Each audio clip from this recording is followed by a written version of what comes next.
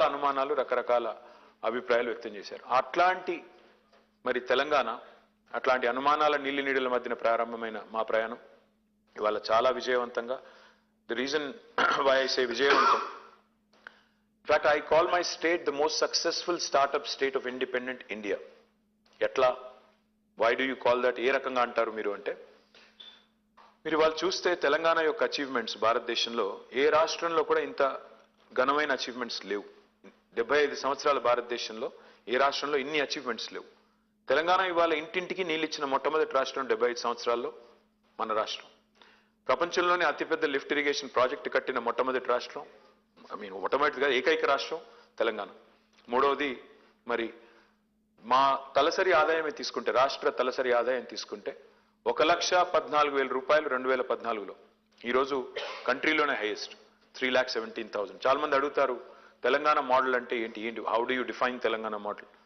Telangana model is one which is holistic, integrated, inclusive and balanced.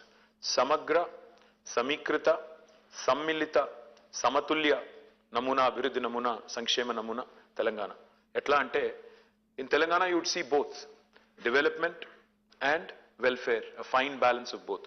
ఒకవైపు శరవేగంగా విద్యుత్ స్థాపిత సామర్థ్యాన్ని, సంస్థల విద్యుత్ కెపాసిటీని, విద్యుత్ ఉత్పత్తి కేంద్రాల కెపాసిటీని 7,700 మెగావాట్ల నుంచి ఇవాళ 18,500 మెగావాట్లకు పెంచినా వచ్చే సంవత్సరం అది 24,000కు చేరుకోబోతా ఉంది.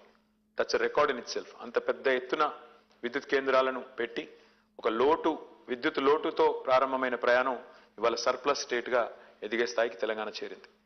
ద సేమ్ టైం అదే మాదిరిగా ఒక డెవలప్మెంట్ అంటే ఒక విద్యుత్ రంగంలోనే కాదు, మంచినీళ్ళ విషయం తీసుకోండి, ఒక 37,000 కోట్ల రూపాయలు ఖర్చు పెట్టి ఇంటింటికి నీళ్ళు ఇచ్చిన మొట్టమొదటి రాష్ట్రం, ఇప్పుడే నేను చెప్పినట్టు మిషన్ భగీరథ అనే కార్యక్రమం ద్వారా. అదే మాదిరిగా 1,70,000 కోట్ల రూపాయలు ఇవాళ సాగునీటి రంగంలో పెట్టి, ఎందుకంటే తెలంగాణ ఉద్యమానికి పునాది నీళ్లు, నిధులు, నియామకాలు. మరి ఆ నీళ్లలో ప్రతి నీటి బొట్టును ఒడిసిపట్టి కృష్ణలో, గోదావరిలో, ఇటు కాళేశ్వరం అయినా, అటు పాలమూరు రంగారెడ్డి ఎత్తిపోతల పథకమైనా, రెండు అతిపెద్ద లిఫ్ట్ ఇరిగేషన్ ప్రాజెక్టులని సక్సెస్ఫుల్గా మరి వాటిని ఎన్నో క్లియరెన్స్లు, ఎన్నో ఆటంకాలు, ఎన్నో కోర్టు కేసులు, ఎన్నో రకాల ఇబ్బందులు అవన్నీ కూడా ఎదుర్కొని ఇవాళ సక్సెస్ఫుల్గా వాటిని ఒక కొలికి తీసుకొచ్చాం. దాంతోపాటు తెలంగాణకి మెయిన్ స్టేగా ఉన్న చెరువులు, మిషన్ కాకతీయ, అప్పటికి తాంబాలలాగా మారిపోయిన చెరువుల్ని మిషన్ కాకతీయ అనే ప్రోగ్రాంలో గంగాలాగా మార్చి మరి భూగర్భ నీటి వనరులను కూడా పెంచింది తెలంగాణ. టుడే సమగ్ర, సమీకృత, సమ్మిళిత, సమతుల్యాన్ని ఎందుకంటానంటే, ఒకవైపు తెలంగాణలో ఐటీ ఎగుమతులు దూసుకొని పోతున్నాయి. 56,000 కోట్లు తెలంగాణ ఐటీ ఎగుమతులు 2014లో. ఈరోజు 2,41,000 కోట్లు. అది మధ్యలో 2 సంవత్సరాలు కరోనా ఉండంగా కూడా ఇంత గ్రోత్ ఉంది. గత 2 సంవత్సరాలు తెలంగాణ హైదరాబాద్, బెంగళూరును దాటేసింది. టెక్నాలజీ జాబ్ క్రియేషన్లో last year 33% of the total tech jobs in India came from Hyderabad. This year it's 44%.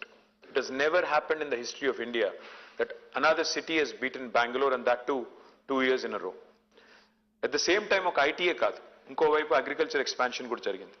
68 లక్షల మెట్రిక్ టన్నుల వరి ధాన్యం పండించే తెలంగాణ 14వ ర్యాంకులో ఉన్న తెలంగాణ భారత రాష్ట్రాల్లో ఇవాళ అగ్రభాగానికి వచ్చింది. నంబర్ 1 స్టేట్ అయింది.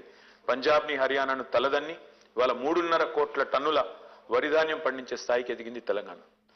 అంటే ఎంత వరిధాన్యం పండుతుందంటే చివరికి గవర్నమెంట్ ఆఫ్ ఇండియా కూడా చేతులు ఎత్తేసే స్థాయికి, ఫుడ్ కార్పొరేషన్ ఆఫ్ ఇండియా కూడా ఇంకా మేము కొనలేము అనే స్థాయికి ఎదిగింది. సో ఐటీ పెరుగుతోంది, వ్యవసాయము మరోవైపు విస్తరించింది. పరిశ్రమలు ఇబ్బడి ముబ్బడిగా వస్తా ఉన్నాయి. 24,000 పరిశ్రమలకి అనుమతులు ఇచ్చింది తెలంగాణ టీఎస్ ఐపాస్ అనే ఒక సంస్కరణ ద్వారా. 24 లక్షల ప్రత్యక్ష ఉపాధి అవకాశాల కల్పన జరిగింది. ఒకవైపు పరిశ్రమలు పెరుగుతున్నా, పరిశ్రమలు విస్తరిస్తున్నా, మరొక వైపు పర్యావరణ హితంగా జరిగింది. పర్యావరణంలో చూస్తే గ్రీన్ కవర్ తీసుకుంటే Telangana today has rare distinction. మనం highest green cover growth in last 10 years. ఇది నేను చెప్పడం కాదు, ఫారెస్ట్ సర్వే ఆఫ్ ఇండియా చెప్తుంది. 7.7%. A new forest of 5,13,000 acres has been created by this new state, which is again a record. మూడవది తెలంగాణ భూభాగం తీసుకుంటే మనం we are 11th largest geographically. Population paranga chuskunte we are 12th largest in the country. We are only 2.5% of India. We are only 2.5% of India in population. Kani our contribution to India's GDP is 5%. We are only 2.5% of India in population, but the number of awards we win in Panchayati Awards, National Panchayati Awards lo 30%. అంటే 3% కంటే తక్కువ జనాభా ఉండే తెలంగాణ 30% జాతీయ స్థాయిలో పంచాయతీ అవార్డులు గెలుచుకుంటోంది. At the same time ఇటు పల్లె ప్రగతి, ఇంకో పట్టణ ప్రగతి కూడా. పట్టణ ప్రగతిలో భారతదేశంలో ఇవాళ 2వ అత్యధిక అవార్డులు పొందుతోంది తెలంగాణ. స్వచ్ఛ సర్వేక్షణలు 26 అవార్డులు ఇవాళ మహారాష్ట్ర తర్వాత మనం. కానీ మహారాష్ట్ర మనకంటే గణనీయంగా పెద్ద స్టేట్. ఆ లెక్కను తీసుకుంటే దామాషా ప్రకారం చూస్తే మనమే నెంబర్ 1. ఇంకోవైపు అభివృద్ధి, సంక్షేమం.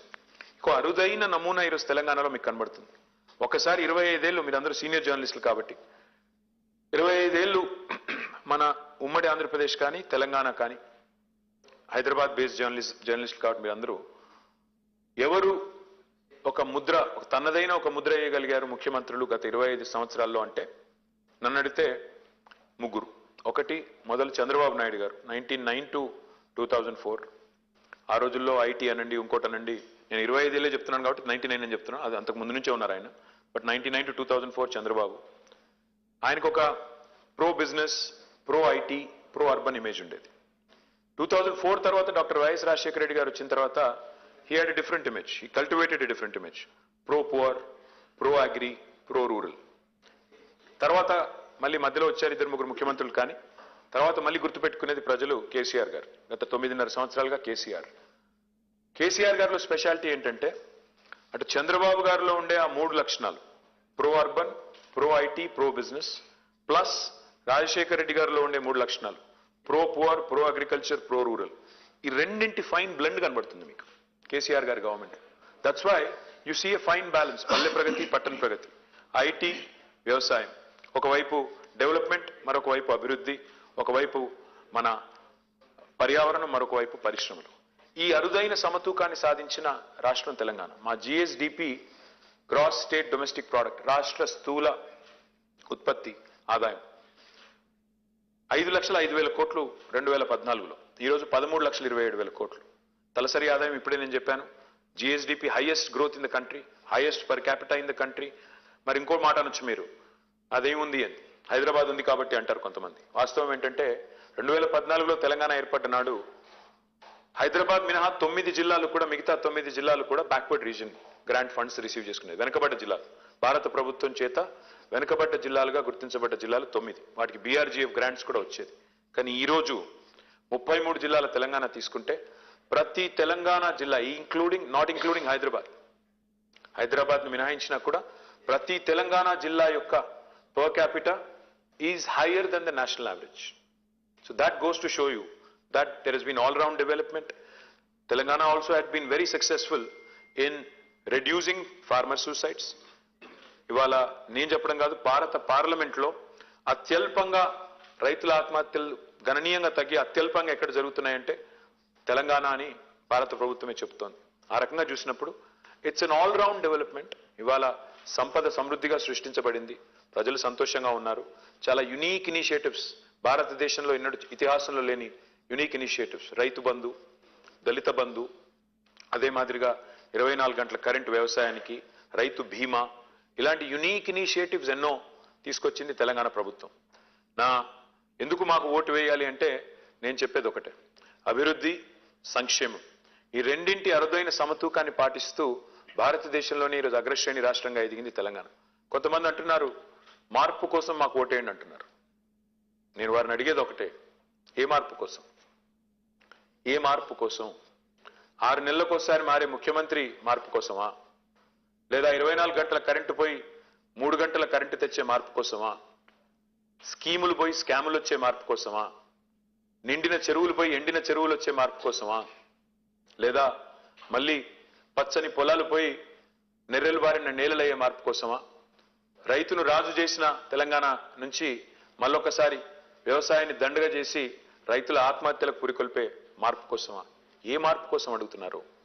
గుజరాత్లో 5 టర్ములు బీజేపీ ఉండొచ్చు, భారతదేశంలో 55 ఏళ్లు కాంగ్రెస్ పెత్తనం చెలాయించవచ్చు. కానీ కేసీఆర్ గారు 2 టర్ములు చేయంగానే మార్పు కావాలి, ఛాన్స్ కావాలి అంటున్నారు. ప్రజలు ఆలోచించాలి.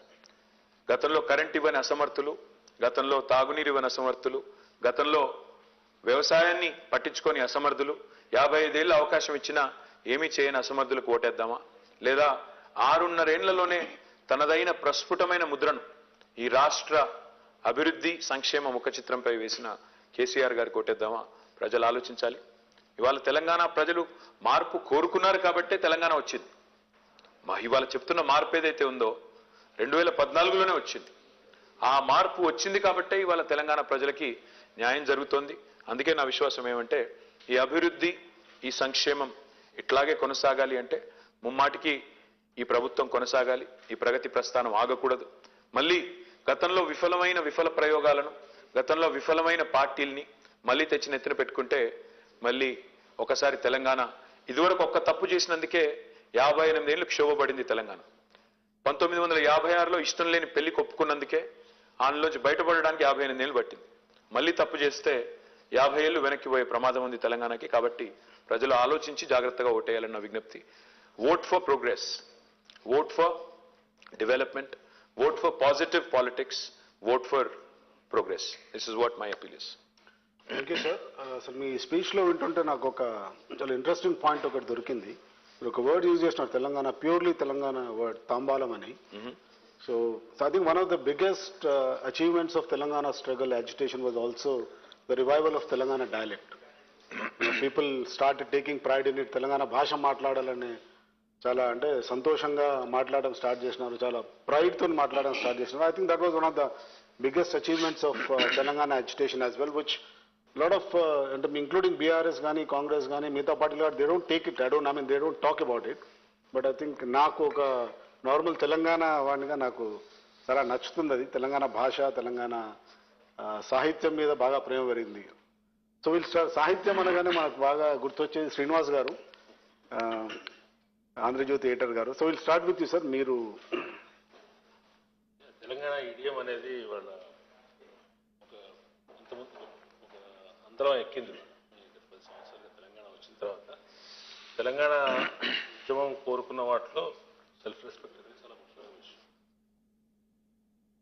అయితే కేటీఆర్ గారు మీరు 10 రోజులు ఉంది, ఇంకా 10 రోజులు, వారం రోజులు ఉంది, 6 రోజులు ఉంది. 6 రోజులు ఉంది. నేను రోజులు లెక్క పెట్టుకుంటున్నా. I wish you all the best in your efforts. Thank you.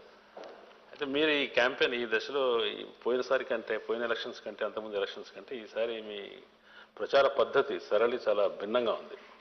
అంటే మామూలుగా కన్వెన్షనల్ వేలో రోడ్ షోస్ అవన్నీ బహిరంగ సభలు మాట్లాడుతున్నారు. అవి కాక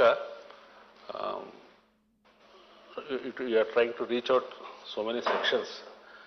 అవి ప్రత్యేకంగా అవి ఇన్నోవేషన్ కోసం చేశారా, లేదంటే ఆ సెక్షన్స్ మీరు చేసిన వీడియోస్ చూస్తే నిరుద్యోగులతోటి కానీ, ఉమెన్ ఇష్యూస్ మీద మాట్లాడటం కానీ, ఒక సింగర్తో మాట్లాడటం కానీ, ఇవన్నీ ఉన్నాయనుకోండి. ఇది ఏదైనా ఒక సమస్య, ఒక ప్రాబ్లమాటిక్గా ఉన్న అంశాలని, మీలో ఏదైనా డెఫిషియన్సీగా ఉన్న అంశాలని అడ్రస్ చేయడం కోసం చేస్తున్నారా? అంటే రెండు ఉన్నాయండి, అందులో 2 కోణాలు ఉన్నాయి. ఒకటి, ఈ మూస పద్ధతిలో ప్రచారం కొద్దిగా బోరింగ్ ఇస్తుంది సార్. నిజంగా రోజు వెళ్ళి అక్కడ ఉపన్యాసం ఇవ్వడం, చెప్పిన ఉపన్యాసమే మళ్ళీ తిరిగి చెప్పడం మాకు కూడా బోరింగే, ప్రజలకు కూడా. ఇవాళ మొత్తం సోషల్ మీడియా వచ్చిన తర్వాత, టెక్నాలజీ వచ్చిన తర్వాత, లైవ్ టెలివిజన్లు వచ్చిన తర్వాత నేను ఒక చోట మాట్లాడి ఇంకో చోట పోయే వరకు అదే ఉపన్యాసం మళ్ళీ చెప్తే వినేవాళ్ళు కూడా ఎన్నో సరిగ్గా. కాబట్టి మూస పద్ధతి అది కొద్దిగా బోరింగ్ ఒకటి. ఇంకోటి నేను అనుకున్నది ఏంటంటే, ఈసారి మీరు అన్నారు కరెక్టే, కొంత అసంతృప్తి నిరుద్యోగుల్లో ఉన్నమాట వాస్తవం, నేను బుకాయించిన అది వాస్తవం. అట్ ద సేమ్ టైం మేనిఫెస్టోలో కొన్ని అంశాలు పెట్టి ఉండాలి అనే మాట ఏదైతే చెప్పారో, ముఖ్యంగా విమెన్ రిలేటెడ్ ఇష్యూ ఇంకా పెట్టి ఉండాలి అన్నారు. So I said let us work on that. అందుకే కూర్చున్నాం. అట్లా ఒక ప్రయత్నం చేశాము. మీరు సెల్ఫ్ రెస్పెక్ట్, డయలెక్ట్ రెండింటి గురించి ఇద్దరు మాట్లాడారు, మీరు రవికాంత్ గారు. తెలంగాణ ఉద్యమంలో ఒక ప్రముఖమైన భాగం సాంస్కృతిక పునరుజ్జీవం, కల్చరల్ రెనెసెన్స్ ఏదైతే మనం కోరుకున్నాం అందరం, అదొక ప్రముఖమైన అంకం. ఈరోజు నిజంగా గర్వంగా ఎక్కడ అనిపిస్తుంది అంటే ఒక ఆర్జేని విన్నా రేడియోలో ఇవాళ తెలంగాణ యాసలో ధాటిగా మాట్లాడుతున్నారు. ఇవాళ తెలుగు సినిమాలు చాలా పాపులర్ మీడియం కాబట్టి, సినిమా అనేది గొప్ప ఎంటర్టైన్మెంట్ మీడియం కాబట్టి, తెలుగు సినిమా యాక్టర్లు ఇవాళ ఒకనాడు కేవలం కామెడియన్స్కి, విలన్స్కి మాత్రమే పెట్టే తెలంగాణ యాస వాళ్ళ సెంటర్ స్టేజ్ అయింది. ఇవాళ మహేష్ బాబు గారు మాట్లాడుతున్నారు, తారక్ గారు మాట్లాడుతున్నారు, ఇవాళ బాలకృష్ణ గారు మాట్లాడుతున్నారు. ఎంతో మంది యాక్టర్స్ ఇవాళ మెయిన్ స్ట్రీమ్ యాక్టర్స్ కూడా చాలా ప్రౌడ్గా మాట్లాడుతున్నారు. కొత్త జనరేషన్ యాక్టర్స్ అయితే ఎలాగో మాట్లాడుతున్నారు. విజయ్ అంటే ఇంకా చాలా మంది పిల్లలు కూడా చాలా బాగా మాట్లాడుతున్నారు.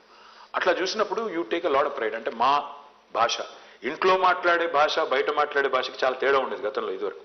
ఇప్పుడు అది లేదు, which makes us feel proud. మీరు అన్నారు స్ట్రాటజిక్ గాను, డెఫినెట్గా అందులో స్ట్రాటజీ కూడా ఉంది. ఏ సెక్షన్స్ అయితే మా నుంచి కొన్ని సమాధానాలు ఆశిస్తున్నారో, కొన్ని వివరణలు, కొన్ని సంజాయిషీలు ఆశిస్తున్నారో వాళ్ళతో కలవాలి, కలిసి వాళ్ళ మనసు తెలుసుకోవాలి. Plus at the same time మా వైపు నుంచి కూడా మా వర్షన్ వినిపించాలి. నిరుద్యోగుల గురించి వస్తే, భారతదేశంలో తెలంగాణ చేసినంత రిక్రూట్మెంట్ ఏ రాష్ట్రం చేయలేదు శ్రీనివాస్ గారు. గత 10 ఏళ్లలో 1,60,083 ఉద్యోగాల భర్తీ చేసింది తెలంగాణ. 4 కోట్ల జనాభా ఉన్న తెలంగాణ. మాకంటే గణనీయంగా పెద్ద జనాభా ఉన్న రాష్ట్రాలు చాలా ఉన్నాయి, కానీ ఏ రాష్ట్రంలో కూడా ఇంత పెద్ద ఎత్తున రిక్రూట్మెంట్ అవ్వలేదు. విచిత్రం ఏంటంటే ఇంత రిక్రూట్మెంట్ చేసి మేము తిట్లు తిన్నాం. అంటే ఎందుకు అంటే పేపర్ లీకేజ్ అన్నారు. పేపర్ లీకేజ్ అంటే మరి గుజరాత్లో 13 సార్లు అయింది, రాజస్థాన్లో 26 సార్లు అయింది. అక్కడ సరే గుజరాత్కు మాకు ఏం పోలిక అంటే అది కాదు, నేను ఒప్పుకుంటాను. వాళ్ళు తప్పు చేశారు కాబట్టి మీరు చేస్తారంటే కాదు. కానీ ఎక్కడా లేని రాద్ధాంతం ఏదైతే ఇక్కడ కాంగ్రెస్ బీజేపీ చేస్తున్నాయో ఆ విషయంలో ఆ పిల్లలకే చెప్పాలనుకున్నాను. ఇంకొక మాట కూడా చెప్పాలి శ్రీనివాస్ గారు. నేను ఆల్ ఇండియా ఎంట్రన్స్ రాసి జవహర్లాల్ నెహ్రూ యూనివర్సిటీ ఎంట్రన్స్ పెడితే 96, 97లో నేను అప్పుడు బయోటెక్నాలజీ కొత్త కోర్స్ వచ్చిందండి. అప్పుడు పీజీలో ఓన్లీ 16 యూనివర్సిటీలో ఉండేటప్పుడు నేను రాసి పాస్ అయ్యి సెలెక్ట్ అయ్యి పూణే యూనివర్సిటీకి వెళ్ళి ఎంఎస్సీ చేశాను. తర్వాత జీమాట్ రాశాను, తర్వాత టోఫెల్ రాశాను, ఒక అమెరికన్ యూనివర్సిటీకి వెళ్ళి ఎంబీఏ చేసి ఆ తర్వాత ఇంటర్వ్యూలకు పోయి చాలా ఇంటర్వ్యూలకు పోయి ఒక జాబ్ సంపాదించి ఫైనల్గా ఉద్యోగం చేశాను అమెరికాలో. దాదాపు 7-8 నెలలు ఉద్యోగం చేసి తర్వాత వచ్చాను. ఇదంతా ఎందుకు చెప్తున్నా అంటే జీవితంలో నాకు తెలుసు పరీక్ష రాయడం ఎంత కష్టమో తెలుసు, ఎంట్రన్స్లు ఇంటర్వ్యూలు ఫేస్ చేయడం ఎంత కష్టమో తెలుసు. ఇవాళ మాట్లాడే నాయకులు ఇక్కడ నాకు తెలిసి ఏ ఒక్క పరీక్ష రాయలేదు జీవితంలో, ఏ ఒక్క ఇంటర్వ్యూ ఎదుర్కోలేదు, ఏ ఒక్క ఉద్యోగం కూడా చేయలేదు.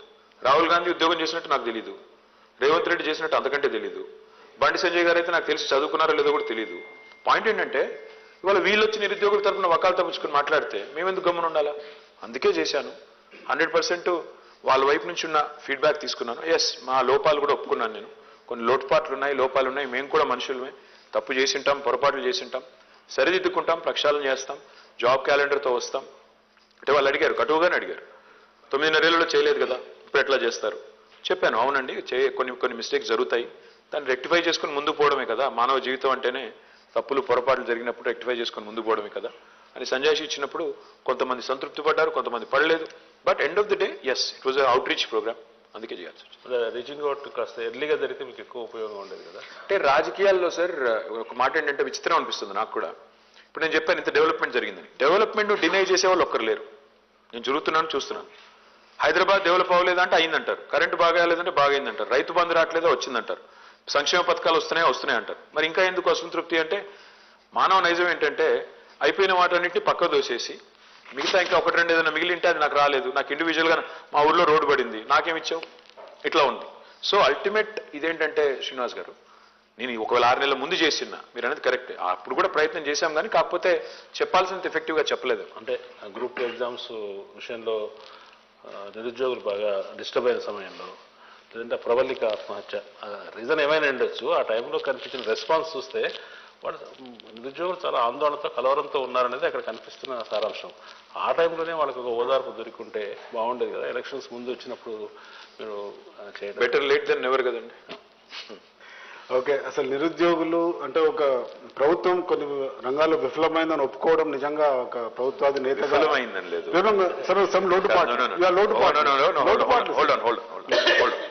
We have done the highest recruitment in the country, and through this medium, let me challenge Rahul Gandhi and Narendra Modi again. మీరు రేపు ఎల్లుండి ఇక్కడ ప్రచారానికి వస్తున్నారు, నేను వాళ్ళిద్దరిని ఛాలెంజ్ చేస్తున్నాను, బీజేపీని కాంగ్రెస్ని.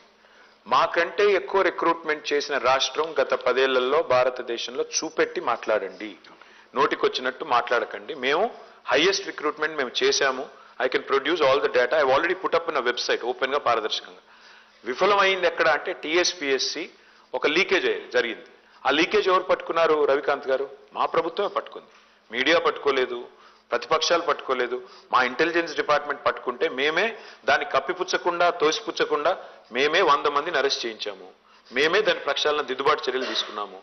లోటుపాట్లు ఏంటి అంటే దురదృష్టం ఏంటంటే లీక్ చేసిన వాడు బీజేపీ వాడు.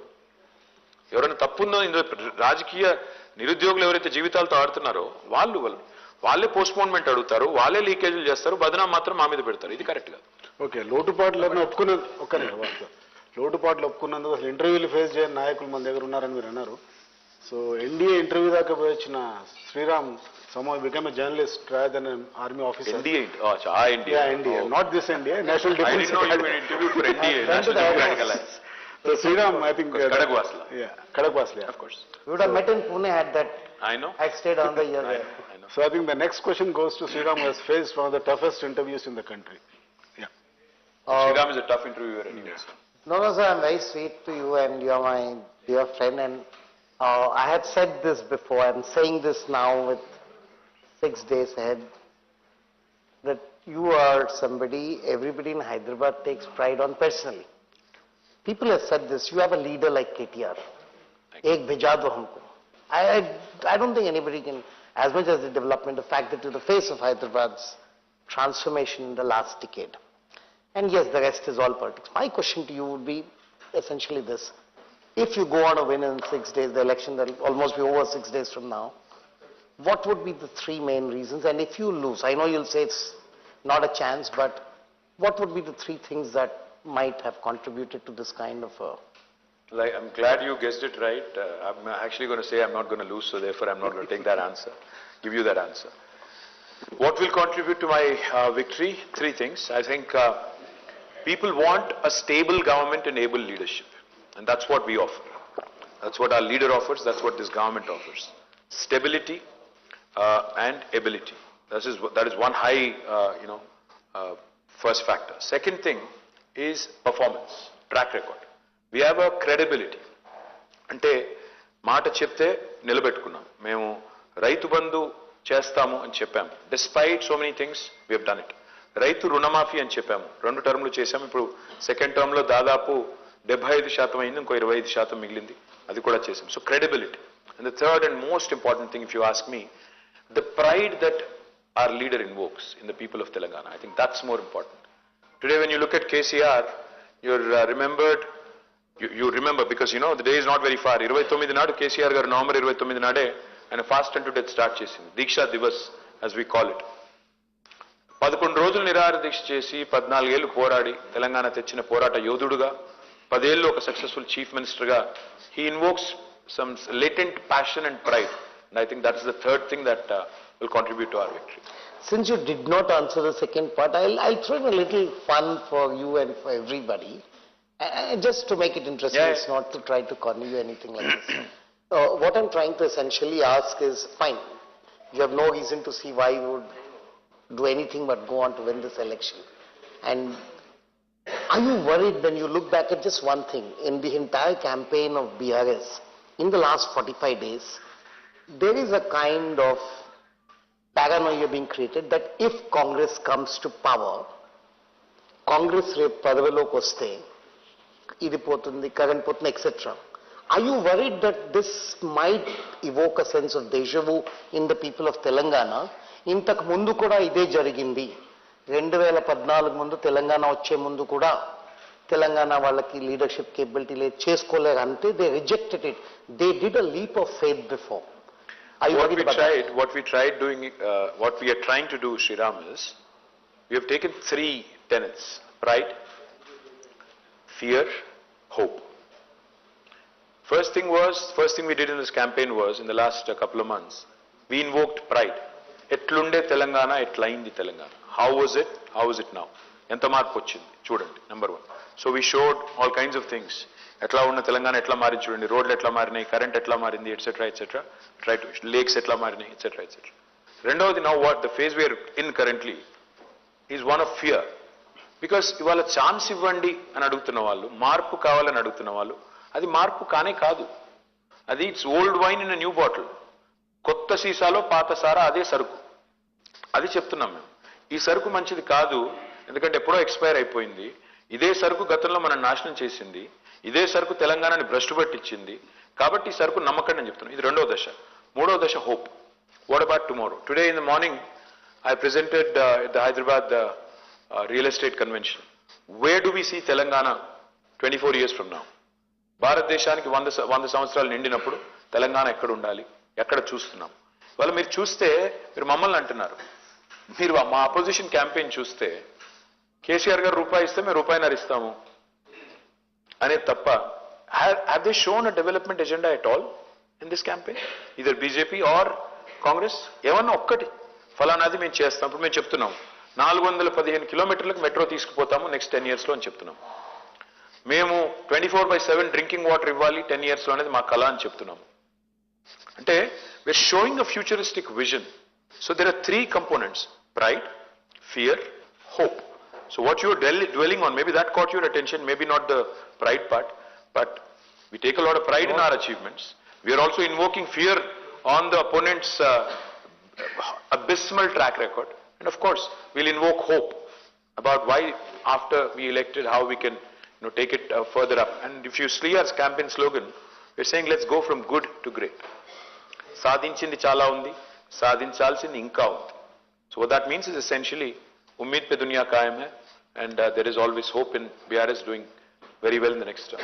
ఓకే, ఎట్లుండే తెలంగాణ, ఎట్లయింది తెలంగాణ స్లోగన్ అయితే చాలా వెరీ క్యాచింగ్ ఉంది సార్. సో వాసు గారు ఐ థింక్ 30 years నుంచి చూస్తున్నారు తెలంగాణ ఎట్లా ఉండే ఎట్లయిందని. Maybe Vasu can take off from where he left. You have narrated in multiple interviews, conversations, public meetings, what all you have done. I'm asking what we asked you in a different way. Okay. What are the 3 things that you think you could have probably done better, you have failed? I'm sure there are areas where there are scope for you would agree for sure that Absolutely.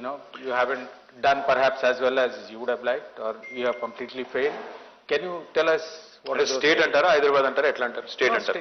Telangana since state అంటే 2004, since you were in power. Srinivas గారు అన్నది And let me ask you one more small supplement.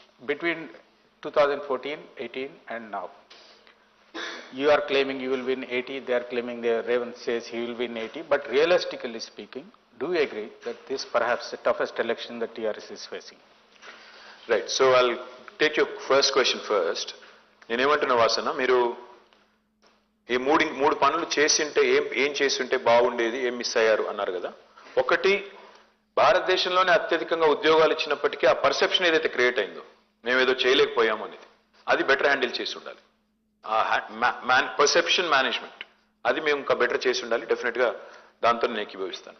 రెండవది, మేము పోయిన 2 టర్మ్లో మీరు తీసుకుంటే ఆ కోవిడ్ ఇదంతా తీసేస్తే నిజంగా కూడా మేము ఫోకస్ చేసిందంతా కూడా ఇన్ఫ్రాస్ట్రక్చర్ పైన, పవర్ కానీ, ఇరిగేషన్ కానీ, డ్రింకింగ్ వాటర్ కానీ, రూరల్ అగ్రి సెక్టర్ మీద బాగా ఫోకస్ పెట్టాము, బాగా చేసాము. ఐ థింక్ అర్బన్ ఇన్ఫ్రాలో ఇంకా కొంత చేయాలి. ఇప్పుడు ఉదాహరణకు హైదరాబాద్లో నేను I should have done lot more in drainage systems and flood management system. That is going to be my top priority for next term. మూడవది నన్ను అడిగితే ఇంకా ఏం చేసి ఉండాలి అంటే, మేము ఇదొక వీక్నెస్ అనుకోండి, ఇతర రాష్ట్రాల్లో ప్రతిపక్షాలు ఎక్కువ తక్కువ మాట్లాడితే తొక్కేస్తున్నారు, మేము అది చేయలేదు. అది కూడా ఒక రకంగా వీక్నెస్ అనుకోవాలి రాజకీయంగా. సో అది మేబీ చేసి ఉండాలి. ఎందుకంటే ఇవాళ మమ్మల్ని యూట్యూబర్స్ కూడా ఐ థింక్ మంచితనాన్ని కూడా అసమర్థత అనుకునే రోజులు ఇవి. మంచిగా ఉంటే ముఖ్యమంత్రిని బూతులు తిడుతుంటే కూడా పడుతుంటే అసమర్థత, వీళ్ళకి చేతగాంతనం అనుకునే రోజులు. So maybe we should take a relook at it, because definite గా వాక్ స్వాతంత్రాన్ని కూడా ఇవాళ బూతులు తిట్టడానికి, అంటే freedom of expression is not right to abuse. నోటికొచ్చినట్టు బూతులు తిట్టే యూట్యూబర్లు, నోటికొచ్చినట్టు జర్నలిజం పేరుతో మా మీద ఎజెండా డ్రివెన్ పాలిటిక్స్, దాన్ని బాగా టాలరేట్ చేసాం. అది తప్పేమో అది కూడా. My second question. Second question was toughest election అంటారా? ఓ సి 63 మాకు మొదటిసారి వచ్చింది, 88 మాకు రెండోసారి వచ్చింది. మీకు గుర్తుంటే ఇవాళ మనకి ఎప్పుడైనా ఏమనిపిస్తుంది అంటే హైండ్ సైడ్ 2020 అంటారు కదా, వెనక్కి తిరిగి చూసుకుంటే అంతా సాఫీగా క్లియర్ కనబడుతుంది. 2018లో కూడా సేమ్ బిల్డప్, కొత్త ఏం లేదు. చంద్రబాబు నాయుడు గారు వచ్చారు, ఆ రోజు కాంగ్రెస్ తో పొత్తు పెట్టుకున్నారు, కమ్యూనిస్టులతో పొత్తు పెట్టుకున్నారు, మహాకూటమి. ఉత్తమ్ కుమార్ రెడ్డి గారు నేను గడ్డం తీయని అంటాడు. The ground was different. No, I'll tell you what. It's always perspective. When you're in the midst of it, it always looks tough. ఆ రోజు మహాకూటమి అంటే అప్పుడు చంద్రబాబు వచ్చారు, ఏమైపోతుందో, 500 కోట్లు తెచ్చాడు, ఏమైపోతుందో, ఇవన్నీ ఉండే బిల్డప్. ఏమైంది ఫైనల్గా? నేనేమంటున్నా అంటే అందులో ఉన్నప్పుడు, నిమగ్నమైనప్పుడు అనిపిస్తుంది. ఇవాళ కూడా నేను అథారిటేటివ్ గా కాన్ఫిడెంట్ గా చెప్తున్నాను, ఇది గుర్తుపెట్టుకోండి. ఈ బిల్డప్ ఏదైతే జరుగుతోందో, ఏదో జరిగిపోతుంది, ఏమో అయిపోతుందని, it's a mind game that is played by కొనుగోలు, ఆ కనుగోలు ఆయన పేరేంటో ఆయన తప్ప. కాంగ్రెస్ పొడిచింది ఏమీ లేదు, కాంగ్రెస్ లో కొత్తదనం ఏం లేదు. ఇన్ఫాక్ట్ ఇఫ్ ఎనీథింగ్ ఏం జరిగిందంటే 6 నెలల కింద దాకా బీజేపీ వాజ్ ఫ్లయింగ్ హై. అయిపోయింది వచ్చాం మేమే ప్రత్యామ్నాయం బిల్డప్. ఏం జరిగిందంటే కర్ణాటక తర్వాత బీజేపీ గాలి మొత్తం పోయి ఆ గాలి కొద్దిగా కాంగ్రెస్ వైపు మళ్ళింది.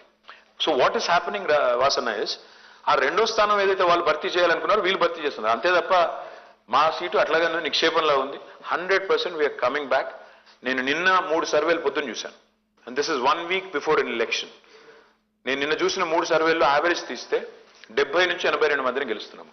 నాకు తెలిసి ఇంకో 1 వీక్ లో మా బాస్ అంతా ఇంకా 30 కాన్స్టిట్యూన్సీలు కవర్ చేస్తున్నారు. ఇంకో 7 పెరిగితే లాస్ట్ టైం వస్తుంది, లేదంటే ఇంకో సీట్ ఎక్కువ వస్తుంది తప్ప తక్కువ రాదు. Robin sir, I had 2 questions for you. One is you can't separate your Telangana model from your welfare schemes. It's a key part of your entire Telangana model. I wonder if you are promising more than what you can deliver. One. Second, I mean, how long can you keep schemes like these going for a long term? Because we're talking about the future of Telangana as well. Point number 1. Point number 2, there is of course a political element to your welfare schemes also. You expect some political benefit, nothing wrong in that. But don't you think there is a law of diminishing returns that sets in when you keep certain welfare schemes going for a long time?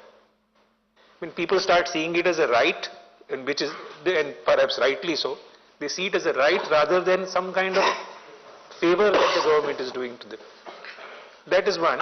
The second question is something that you had once told me, that one of your weak points, and you had openly spoken about this, is are the young in Telangana, many of whom may not have seen the struggles of the Telangana movement, and so they don't have that kind of connect, that emotional connect with BRS.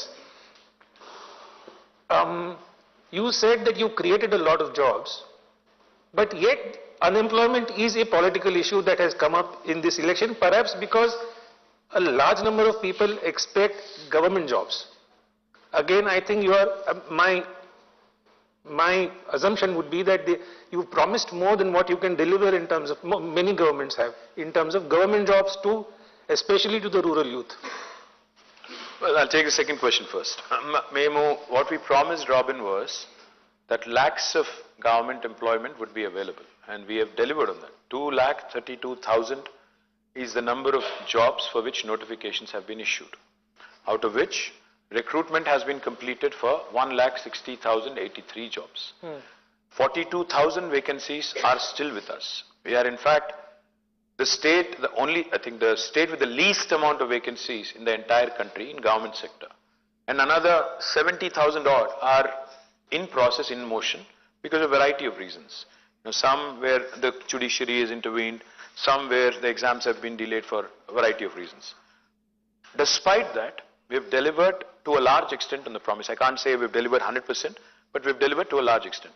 Yes, but there is perception that we have not done enough. I agree on that. And that's what I was saying when I agreed with Srinivas. Sorry if I repeated the question. No, that's all right. So that's exactly what I was saying when I told him that we could have managed that perception better. Maybe we could have stepped in slightly before and spoken and engaged with all these youngsters. That's the second part.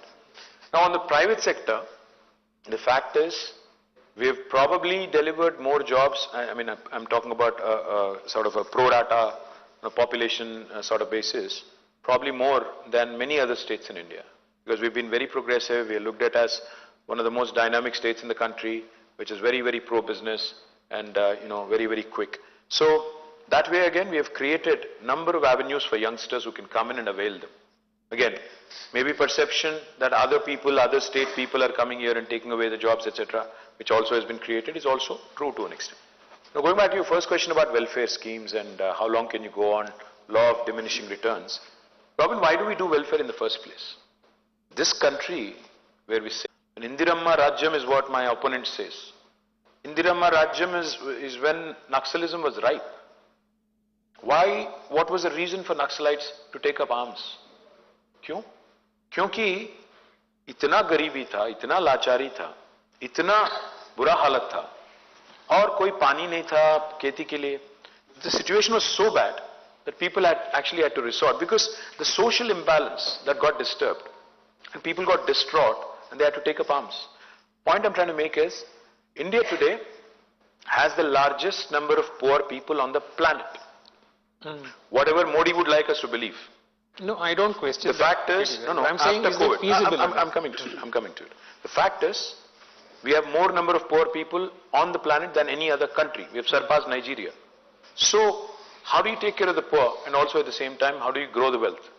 Our model has been one where we tried to do a balance, find balance of both. We ensured that the poor, the vulnerable are taken care of, their basic subsistence is taken care of. And so we started a number of programs. Now, how long can you go on? I think once the upliftment starts happening, our ideologue, one of my favorite people, Professor Jayashankar told me once, he said there are 3 levels in the sociological evolution of a human being or an institution. First is self-sufficiency, second is self-respect, third is self-rule. So जब self-sufficiency हो जाएगा, next will come self-respect and then people will say, नहीं मुझे तुम्हारा ये नहीं चाहिए. There will come a time, don't worry, there will come a time. Don't undermine the intellect of a common man in India, that time will also come, don't worry about it. To carry forward what you said, see, we have been doing well on the economic parameters, as you mentioned, GSTP, etc. But when you take the social indicators, the Hindu, for example, carried a report 3 days back. You believe everything Hindu writes? No, it's based on data. Oh, no, he said no. No, I'm saying it's based on solid data provided by the state government, by the Niti Aayog and the Ministry of Family Health. There are 3 things there. One is infant mortality. It has come down drastically. No, let me point out. One is infant mortality, the other is girl-child education, and there is one more relating to health insurance, something like that. On all these parameters, we have either remained static. No, sorry. At least that's what the No, data sorry. suggests, or we have. Either they misrepresented or you misread. I can tell you. No. I'll tell you. Let me clarify. No. On the economic parameters, we are in the first 1 to 5.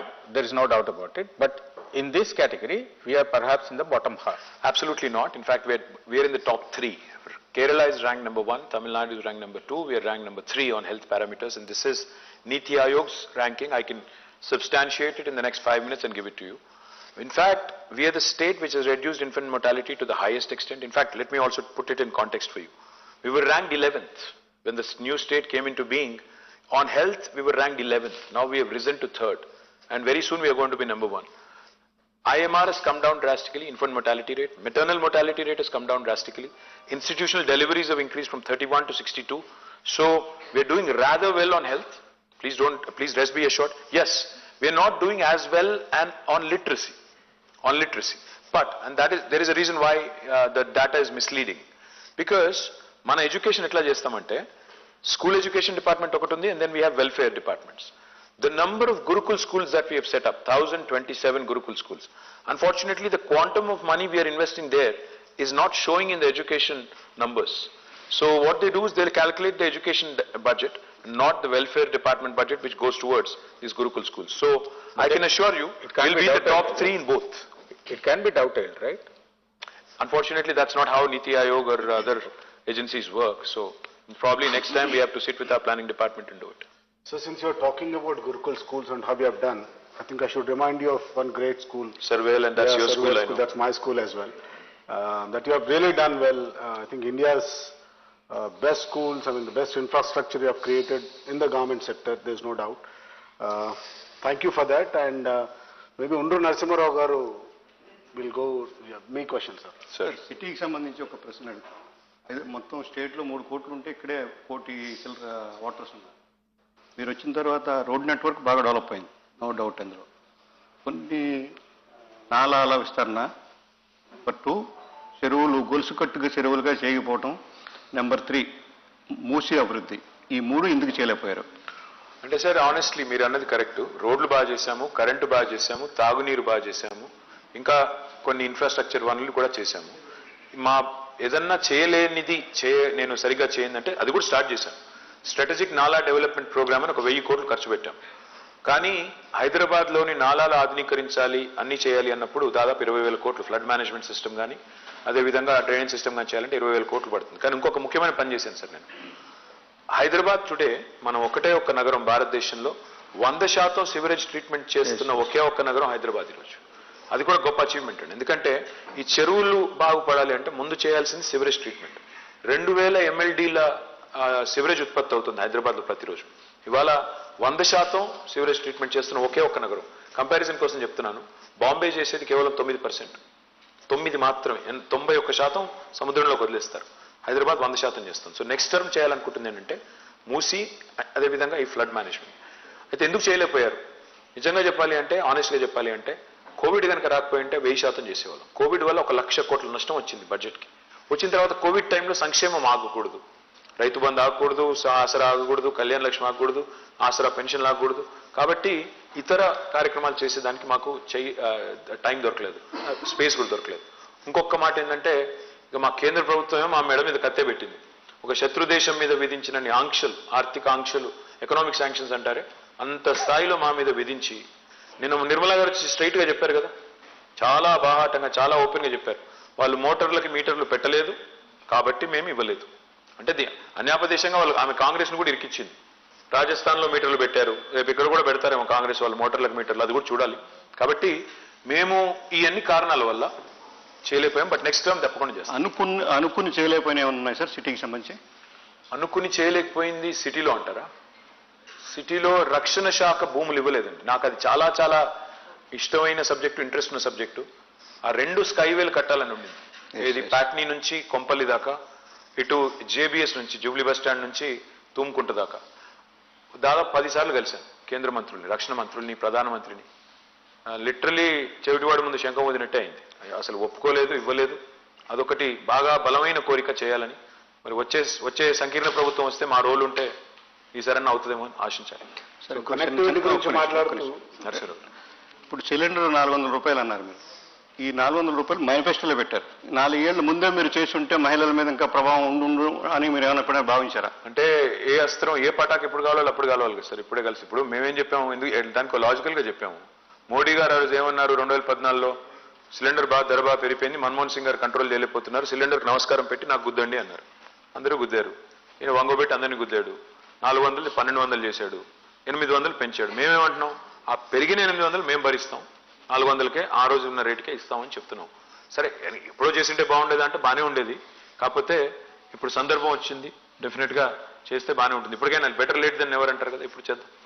నిరుద్యోగులు ఇప్పుడు 2.5 లక్షల ఉద్యోగాలు ఇచ్చామంటున్నారు. లేదండి, 1,60,083 పూర్తయింది. 2,32,000 ఉద్యోగాలకి notification ఇచ్చాం. 1,60,000 చాలా ఎక్కువ ఇచ్చినట్టే, అయినా కూడా ఇంతకు అసంతృప్తిగా ఉన్నారు వాళ్ళు. అదే చెప్తున్నాను, alignment of expectations and achievement. అంటే ఆశించింది ఇక్కడ ఉండి అచీవ్ చేసింది ఇక్కడ ఉన్నప్పుడు సహజంగా ఉంటుంది. అంటే భారతదేశంలో నిజంగా కూడా ఈ మాట కొద్ది చెప్పాలండి, 145 కోట్లండి మన జనాభా. కేంద్ర ప్రభుత్వంలో ఉన్న ఉద్యోగాల సంఖ్య మొత్తం ఎంత అంటే 59 లక్షలు, including arm forces, including railway మొత్తం కలిపితే. తెలంగాణలో ఎంత? తెలంగాణలో మొత్తం కలిపితే ఇవాళ ఆర్టీసీ కూడా కలిపాం కాబట్టి మరి regular full time employees 3.5 lakhs, part time అయ్యి అన్ని కలుపుకుంటే 1.5 lakhs, మిగతా కార్పొరేషన్లు అన్ని కలిపితే కూడా ఇంకో 2 lakhs ఉంటాయి. సో మొత్తం కలిపి 7.5 లక్షలు అప్రాక్సిమేట్, సబ్జెక్ట్ టు కరెక్షన్. మొత్తం జనాభా ఎంత? 4 కోట్లు. పర్సెంటేజ్ టర్మ్స్లో ఎంత ఉంటుంది గవర్నమెంట్ ఎంప్లాయ్మెంట్? అయినా వీళ్ళకి 38 నుంచి 40% బడ్జెట్ అంతా పోతుంది వీళ్ళ శాలరీస్, పెన్షన్స్కి. పాయింట్ ఏంటంటే, ఇక్కడ ఫైన్ బ్యాలెన్స్ అనే స్ట్రైక్ చేయకపోతే జనాభాలో ఎంతమంది గవర్నమెంట్లోకి వస్తారు? ఇంకొక మాట ఇక్కడ చెప్పాలి సార్. మీరు ఇవాళ ఉదయం చూశాను 40 లక్షల నిరుద్యోగుల ఆక్రోశం అది ఇదన్న. సార్, టీఎస్పీఎస్సీలో రిజిస్టర్ అయింది 30 లక్షలు మాత్రమే.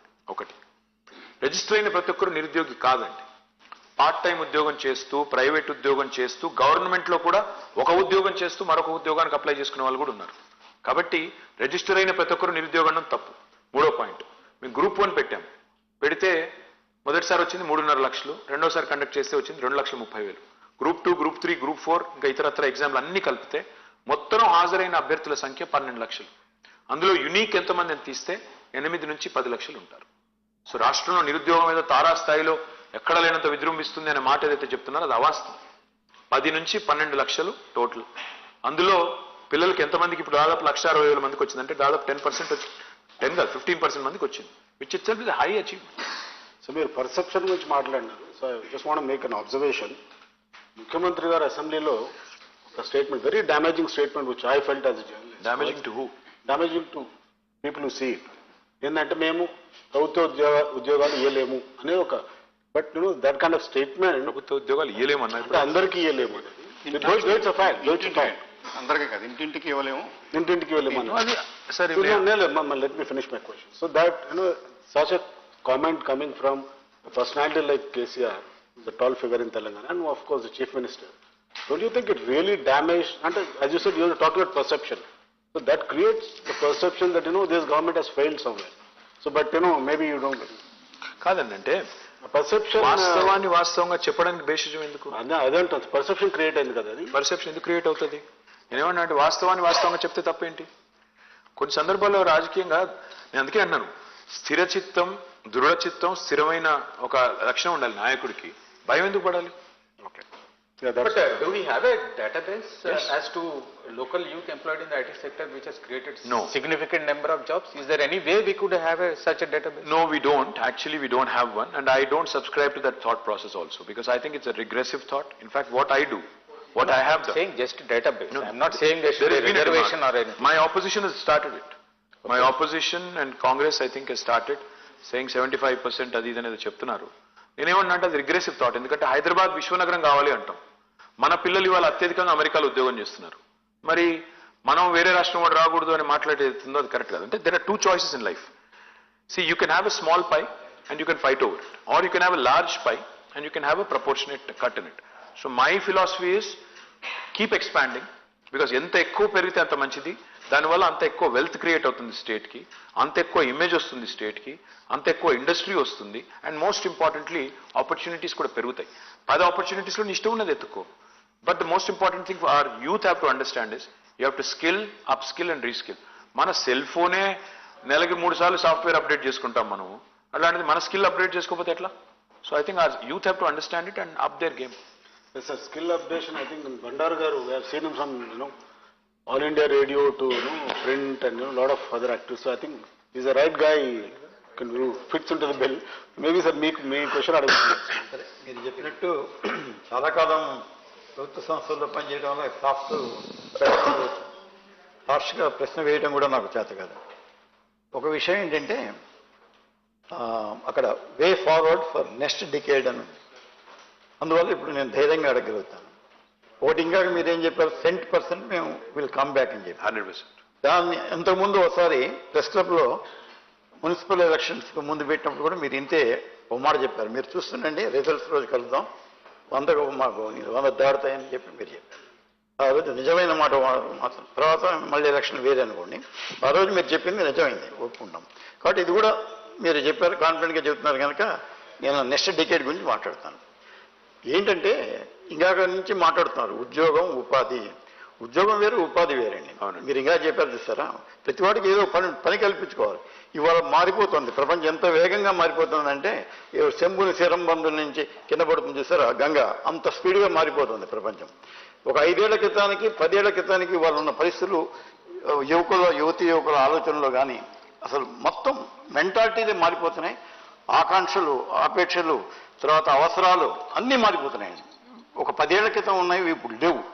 దాన్ని దృష్టిలో పెట్టుకొని మీ రాజకీయ పార్టీలు, నేను మీ ఒక్కరినే అంటలేదు, రాజకీయ పార్టీలు ఒక కొత్త అంటే ఏంటి, ఎంతసేపు సాంప్రదాయబద్ధమైనటువంటి హామీలు ఇవ్వటం, ఏదో ల్యాప్టాప్లు ఇస్తాం, ఇది ఇస్తాం, సైకిల్ కొని పెడతాం, ఇలా కాకుండా నెక్స్ట్ యుగం అంటే మారిపోతున్న యుగం వస్తాం. నీకు 10 ఏళ్ల తర్వాత ఇవాళ కూర్చొని మనం మాట్లాడుతున్న పరిస్థితులు ఉండవు 10 ఏళ్ల తర్వాత, ఖచ్చితంగా చెబుతాను ఆ విషయం. కాబట్టి దానికి తగ్గ ప్రణాళికలు కానీ ఏదైనా చేస్తే కరెక్ట్గా సూటబుల్గా ఉంటాయి. ఇప్పుడు ఏమవుతుందంటే అందరూ సాంప్రదాయం, ఒకళ్ళు ఇస్తారు ఒక ఎన్నికల ప్రణాళికలు, దాంట్లో నుంచి 2 బేట వేసి ఇంకోటి పెడతాడు, అంతకుమించి కనపట్టలేదు. మేము 500 రూపాయలకి సిలిండర్ ఇస్తామంటే ఇప్పుడు 300కి ఇస్తాం. ఇలా వేలంపాట్ల వ్యవహారం అయిపోయింది తప్పితే ఒక ఖచ్చితమైన ప్రాక్టికల్ అప్రోచ్ కనపడాలనేది మీరు యూత్ ఐకాన్గా జనం భావిస్తున్నారు. కాబట్టి మీలాంటి వాళ్ళు దాన్ని ఇనిషియేట్ తీసుకోవాలి. అంటే ఎక్కడి నుంచి మొదలవ్వాలంటే చెప్పే కదా, మనస్తత్వం మారాలి. ఉద్యోగం అంటే ప్రభుత్వ ఉద్యోగం అది కాదు, ఉద్యోగం అనే దాని అసలు పక్కనండి. ఉపాధి ఈజ్ ఇంపార్టెంట్. దాన్ని కనుక మీరు పెట్టుకుంటే ఎవడు ఉద్యోగం కోసం రాడని నా ఉద్దేశం. శ్రీనివాసరావు గారు, ఒక రిక్వెస్ట్. నేను 9.5 ఏళ్లలో ఒక బలమైన ప్రయత్నం చేశాం సార్. ఎట్లా అంటారా, ఇవాళ మీరన్న కాన్సెప్ట్లోనే మనం అందరం ఉద్యోగాల వైపే, ఉద్యోగార్హులుగానే, ఉద్యోగార్థులుగానే ఎందుకు ఉండాలి, మనమే ఎందుకు ఉద్యోగాలు సృష్టించకూడదని ఆలోచనతో సృష్టించినవే టీ హబ్బు, వి హబ్బు, టీఎస్ఐసి, రిచ్, ఇట్లా ఒక 10 ఇన్స్టిట్యూషన్స్ క్రియేట్ చేశాం. దానిలో ఇవాళ 100 మంది పిల్లలు, 1000 మంది పిల్లలు వాళ్ళ స్టార్టప్స్ కానీ ఇంకోటి కానీ వాళ్ళు ట్రై చేస్తూ ఉన్నారు. అది మీరు ఒకసారి దయచేసి ఒక్కసారి స్టడీ చేయండి, అధ్యయనం చేయండి. మీకు అందులో జరిగిన టీ వర్క్స్ ఇవన్నీ కూడా వందల వేల స్టార్టప్స్ ఉన్నాయి అక్కడ, 1-2 కాదు. మీరు ఒకసారి దయచేసి అది చూడండి. రెండోదండి, నెక్స్ట్ టర్మ్లో ఇన్ఫాక్ట్ లాస్ట్ టర్మ్లో స్టార్ట్ చేశాము, నెక్స్ట్ టర్మ్లో చేయాలనుకుంటున్న వాటిలో ఇంకొక ముఖ్యమైన మాట. ఒకటి, ఇప్పుడు పిల్లలు చదువుతున్నారు, కాలేజ్లో ఉన్నారు. కాలేజ్లో ఉన్నప్పుడే వాళ్ళకి కనుక మనం ప్రాక్టికల్ ఎక్స్పోజర్ ఇస్తే, ప్రాక్టీస్ స్కూల్, అప్రెంటిస్షిప్ అంటారు కదా, ఉపాధి, అది కనుక చేయగలిగితే జర్మనీలో చేస్తారు. అది బాగా చాలా లాభం ఉంటుందని కేసీఆర్ గారు మాకు 2-3 సందర్భాల్లో మాకు ఆదేశించారు. దురదృష్టవశాత్తు ఇంప్లిమెంట్ చేయలేకపోయిన జేఎన్టీయూలో ఒక చిన్న విభాగం స్టార్ట్ చేశాము. నెక్స్ట్ టర్మ్లో అది బలంగా చేస్తాం. తద్వారా ఏమవుతుందంటే పిల్లలకి చదువుతున్నప్పుడే ఆ ఓరియంటేషన్, ప్రాక్టికల్ ఎక్స్పోజరు, ఓరియంటేషన్ రావాలి.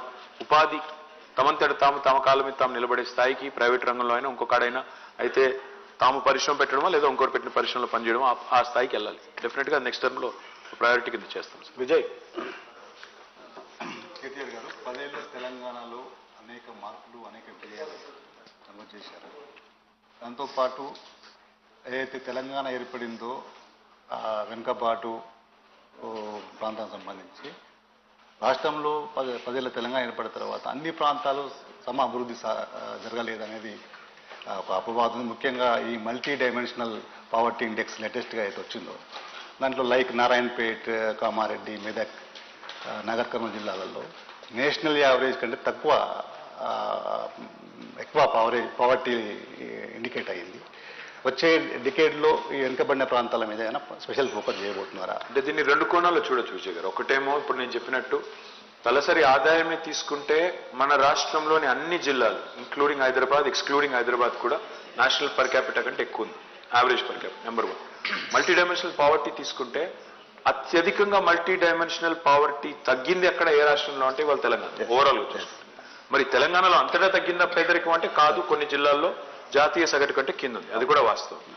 ఎందుకు అంటే దానికి పలు కారణాలు ఉన్నాయి. కొన్ని ప్రాంతాల్లో, ఇప్పుడు ఉదాహరణ కామారెడ్డి అన్నారు పేరు, కామారెడ్డిలో ఇంకా కాళేశ్వరం ప్రాజెక్టు యొక్క ఫలాలు రాలేదు. గోదావరి నీళ్ళు ఏవైతే ఆ మంచిప్ప ప్రాజెక్టు నుంచి రావాలో ఇంకా రాలేదు. అవి వస్తే కామారెడ్డిలో కూడా సాగునీరు వస్తుంది. సాగునీరు వస్తే సాగునీరుతో సంపద వస్తుంది. సంపదతో ఆటోమేటిక్గా మరి ఆ పావర్టీ కూడా తగ్గుతుంది. నారాయణపేటలో కూడా పాలమూరు రంగారెడ్డి ఎత్తిపోతల పథకం ఇప్పుడు ఆన్ అయింది, పంప్ ఆన్ అయింది, ఫస్ట్ పంప్ హౌస్ నడుస్తూ ఉంది. అక్కడికి కూడా నీళ్ళు వస్తే ఆటోమేటిక్గా అడుగుపోతుంది. మీరు ఒక చరిత్రలో చూస్తే జగిత్యాలలో నక్సలిజం బలంగా ఉండేది. In fact I think Muppalla Lakshmanarao గారిది కూడా బీర్కూర అక్కడే ఉంటుంది జగిత్యాల. మీరు చూస్తే ఎప్పుడైతే శ్రీరామ్ సాగర్ నీళ్లు రావడం మొదలైందో, కమాండ్ ఏరియా అయిందో, అప్పటి నుంచే మీరు చూస్తే మెల్లిమెల్లిగా you have seen that people started getting engaged. Youth గ్రామాల్లో నీళ్లు రావడం మొదలుపెట్టిన తర్వాత ఆటోమేటిక్గా వ్యవసాయం వైపు లేదా వ్యవసాయ అనుబంధ పరిశ్రమల వైపు, అనుబంధ రంగాల వైపు మళ్ళీ అదే పద్ధతుల్లో తెలంగాణకు అల్టిమేట్ పరిష్కారం ఒక్కటే, సాగునీరే సంపదకు మూలం. 100% రూరల్ బ్యాక్గ్రౌండ్ తీసుకుంటే మాత్రం నారాయణపేట కావచ్చు, కామారెడ్డి కావచ్చు, మీరు చెప్పిన నాగర్ కర్నూలు కావచ్చు, పాలమూరు రంగారెడ్డి అండ్ కాళేశ్వరం, ఈ 2 సొల్యూషన్స్ పరిపూర్ణం అయిపోతే ఒక్కటంటే ఒక్క జిల్లా, ఒక్కటంటే ఒక్క నియోజకవర్గం కూడా మల్టీ డైమెన్షనల్ పావర్టీలో ఉండదు, ఆ ఇండెక్స్లోనే ఉండదు. అది వాస్తవం. ఇంకో కంటిన్యూషన్ ఏంటి సార్ అంటే ఈ ప్రాంతాలు సిరిసిల్ల, సిద్దిపేట, గజ్వేల్తో పోటీ పడలేక ఇన్ఫ్రాస్ట్రక్చర్లో కొంత నేను ఒకటి మాత్రం పార్షియాలిటీ ఉన్నది అనేది ఒకటి ఒప్పుకుంటాను.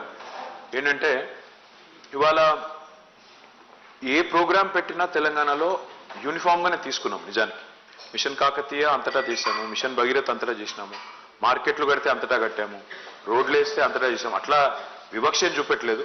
బట్ కొన్ని చోట్ల విఐపి కాన్స్టిట్యున్సీలో కొంత ఎక్కువ జరిగిండొచ్చు. కానీ మీరు ఒక రిక్వెస్ట్, మీరు కూడా ఏంటంటే మీడియాలో హరీష్ రావు గారు, నేను, కేసీఆర్ గారు ఉంటే కొద్దిగా ఎక్కువ స్పేస్ ఇచ్చి ఎక్కువ చూపెడతారు కాబట్టి అదో చిన్న బాధ.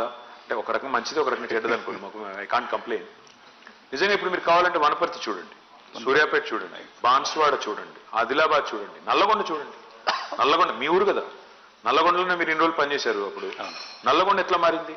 ఇవాళ నేను కరీంనగర్, నిజామాబాద్, మహబూబ్ నగర్, ఖమ్మం, ఒక్కటి కాదు ఏ పట్టణం అన్న తీసుకోండి తెలంగాణలో. అందుకే మేము ఆ క్యాంపెయిన్ లాంచ్ చేసింది. శ్రీరామ్ అడిగింది ఎట్లుండే తెలంగాణ, ఎట్లయింది తెలంగాణ, ఆయనకు ఉద్దేశం ఏంటంటే టు ఇన్వోక్ ప్రైడ్, ఎట్లా మారింది చూడు తెలంగాణ, ఎంత బాగా ఎదిగింది అని చెప్పడానికి. సో డెఫినెట్గా ప్రోగ్రెస్ అంతటా ఉంది.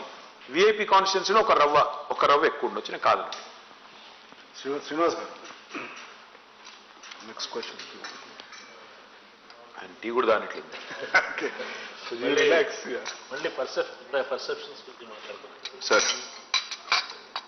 అది పర్సీవ్డ్ థింగ్సా లేకపోతే వాళ్ళలో ఉండే అపోహలా లేకపోతే నిజంగానే డెఫిషియన్సీ అనేది పక్కన పెడితే ఒక మేజర్ ఎలిమెంట్ ప్రజల్లో ఇవాళ కనిపిస్తున్న కొద్దిపాటి అసంతృప్తికి, కొద్దిపాటి ఎంతో వాట్ ఎవర్ ఇట్ ఈస్ మన 10 రోజులు తెలుస్తుంది, ఆ అసంతృప్తికి సంబంధించిన కీలకాన్ని మీరు గుర్తుపట్టలేదేమో అనిపిస్తుంది. ఏంటంటే తెలంగాణ ఓటరు అందరికీ యాట్రిబ్యూట్ చేయట్లేదు, ఎవరైతే అసంతృప్తిగా ఉన్నారో వాళ్ళు ఓటరు చాలా హర్ట్ అయి ఉన్నాడు కొన్ని విషయాలు. నాట్ మీరు ఉద్యోగాలు ఇవ్వలేదని కాదు, ఉద్యోగాలు ఇవ్వని సిచ్యువేషన్ని మీరు హ్యాండిల్ చేసిన పద్ధతికి, వాళ్ళను ఖాతరు చేయని పద్ధతికి, లేదంటే కొన్ని విషయాల్లో ప్రభుత్వానికి ప్రజలకు మధ్య ఉండవలసినటువంటి అప్రోచ్ సరిగా లేకపోవటం వల్ల కొన్ని ప్రజలు ఏదైనా అడిగితే వెంటనే దాన్ని డినై చేస్తూ ఉండటం, ఇటువంటి ఒక యాటిట్యూడ్ వల్ల ప్రభుత్వం నుంచి ఉంచే ఒక యాటిట్యూడ్ వల్ల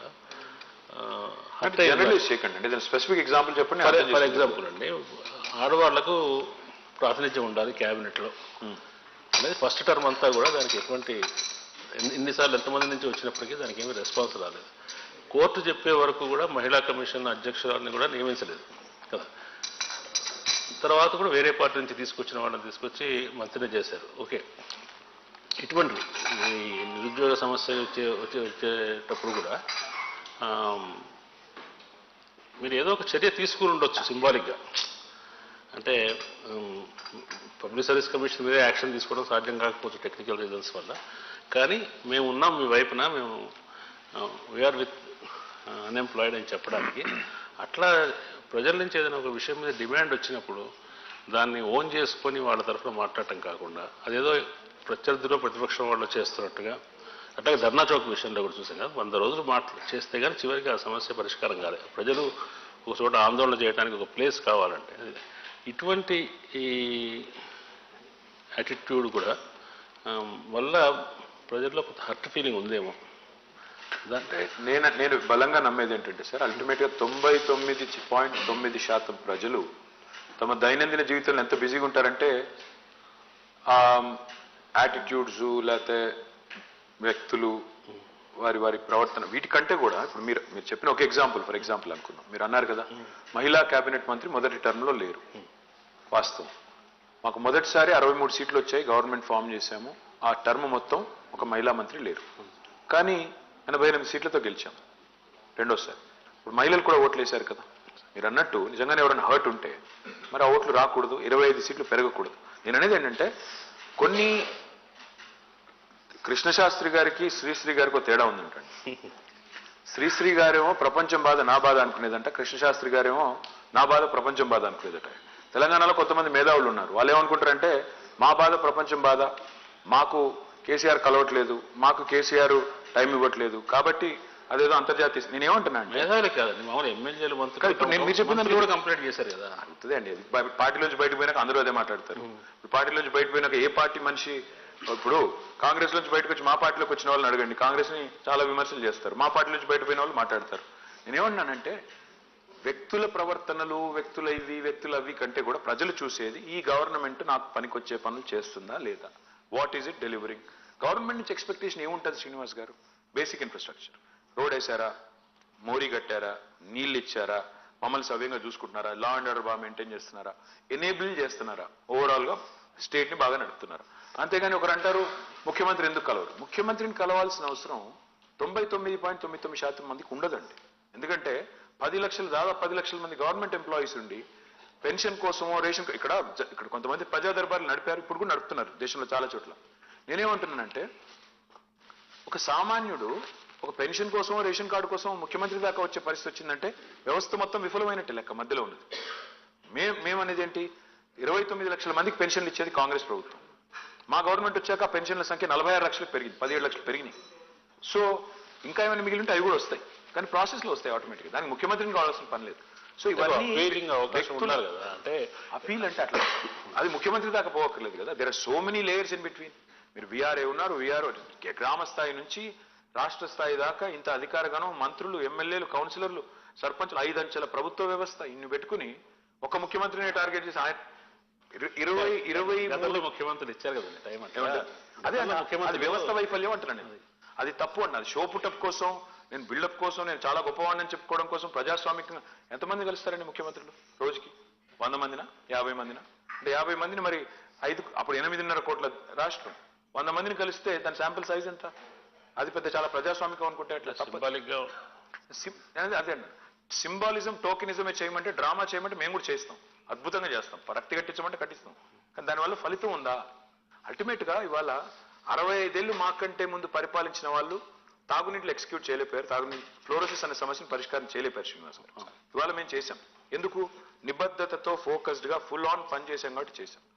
నిబద్ధతతో పనిచేశాం కాబట్టే ఇవాళ తెలంగాణకు సాగునీరు వచ్చింది. నిబద్ధతతో పనిచేశాం కాబట్టి తెలంగాణలో ఇంత సంపద సృష్టించబడింది. కాబట్టి మా ఫోకస్ ఏమో ఇంత ప్యాషనేట్ గా సంపాదించుకున్న ఈ స్టేట్ లో అసలు బేసిక్ ఇష్యూస్ ఏంటి, ప్రజలకు సంబంధించిన ఇష్యూస్ ఏంటి, జనబాహుల్యానికి ఎట్లా లాభం జరగాలని మేము చూసాం. సరే, అందులో కొంతమంది ప్రైడ్, ఈగో హర్ట్ అయ్యిండొచ్చు, నేను కాదనట్లేదు. కానీ అది పెద్ద అవరోధంగా మారుతుంది ఎన్నికల్లో అనుకు మాత్రం నేను అనుకోనండి, వాస్తవం. Sriram. So, when you meet people, when people meet you, common people, voters, they take a selfie with you. It will not help them in any way enhance their delivery. The truth is, more than the delivery you do, there's an emotional bond that gets attached. So how many people can you meet? Symbolism, tokenism cannot be about posturing, cannot just be about political dividends all the time, Sriram. Because end of the day, a chief minister or a minister or a legislator. See, people have forgotten the definition of MLA. MLA is a member of Legislative Assembly. He's supposed to be passing legislation. What are the MLAs doing in our country now? ఏం చేస్తున్నారు? వాళ్ళందరూ councillor చేయాల్సిన పని, సర్పంచ్ చేయాల్సిన పని కూడా చేస్తున్నారు. ప్రధానమంత్రులు కూడా పెన్షన్లు ఇచ్చుకుంటూ తిరిగితే నేనేమన్నా అంటే దట్స్ నాట్ రైట్. ఇప్పుడు ప్రధానమంత్రి గారు వెళ్ళి ప్రతి ఊర్లో జెండాలు ఊపుతున్నారు. అదే స్టేషన్ మాస్టర్ కూడా చేయొచ్చు, లేదా లోకల్ ఎంపీ కూడా చేయొచ్చు. షో పుటప్ కి బిల్డప్ కి చేయాలనుకుంటే చాలా చేయొచ్చు Sriram. Our chief minister doesn't believe it. Yeah, fair. Okay. Yeah, Sriram, I think Minister Chala very cleverly has diverted this entire discussion onto development rather than politics. Which is good, no? Which is good, of course. But, Yeah. Sir, but Ram, please. Srinath, Bannar, Bandaru Affordability. okay, just name kuda na daani మీద How important and how much weightage will development have the day now November 30th? How much pride, how much a sense of fear, how much of pride, how much of hope do you I think it's very important. Good economics is good politics, Sriram. Good economics is always good politics. People are smarter than all of us politicians combined. ఎవరు అంత పిచ్చోళ్ళు కాదు. జేబులో ఉండే 100 రూపాయలు పారేసి కింద ఉండే చిల్లర రూపాయలు నేర్చుకునేటోళ్ళు ఎవరు లేరు. అంత పిచ్చోళ్ళు ఎవరు లేరు. ఇంత బాగా పనిచేస్తున్న గవర్నమెంట్ వదులుకొని రోడ్డు మీద ఏదో ఒక చిల్లర నాణం కనబడింది, దానికోసం ఆశపడితే ఇది పోతుంది అది పోతుంది. People are very smart that way. And yes, I agree, battle between IQ and EQ తీసుకుంటే ఇంటెలిజెన్స్ కోషంటా, ఎమోషనల్ కోషంటా అంటే sometimes in India logic కంటే ఎక్కువ మ్యాజిక్కే నమ్ముతారు. కాకపోతే నాకున్న విశ్వాసం ఏంటంటే అల్టిమేట్గా ప్రజలు they can see through the design, see through the negative propaganda, see through lot of posturing, and eventually we'll pick the right party and right candidate. I think let's get into, from development, let's get into politics, because that is what is all about for the next 5 days and November 30th. Sorry, yeah, Narasimharao.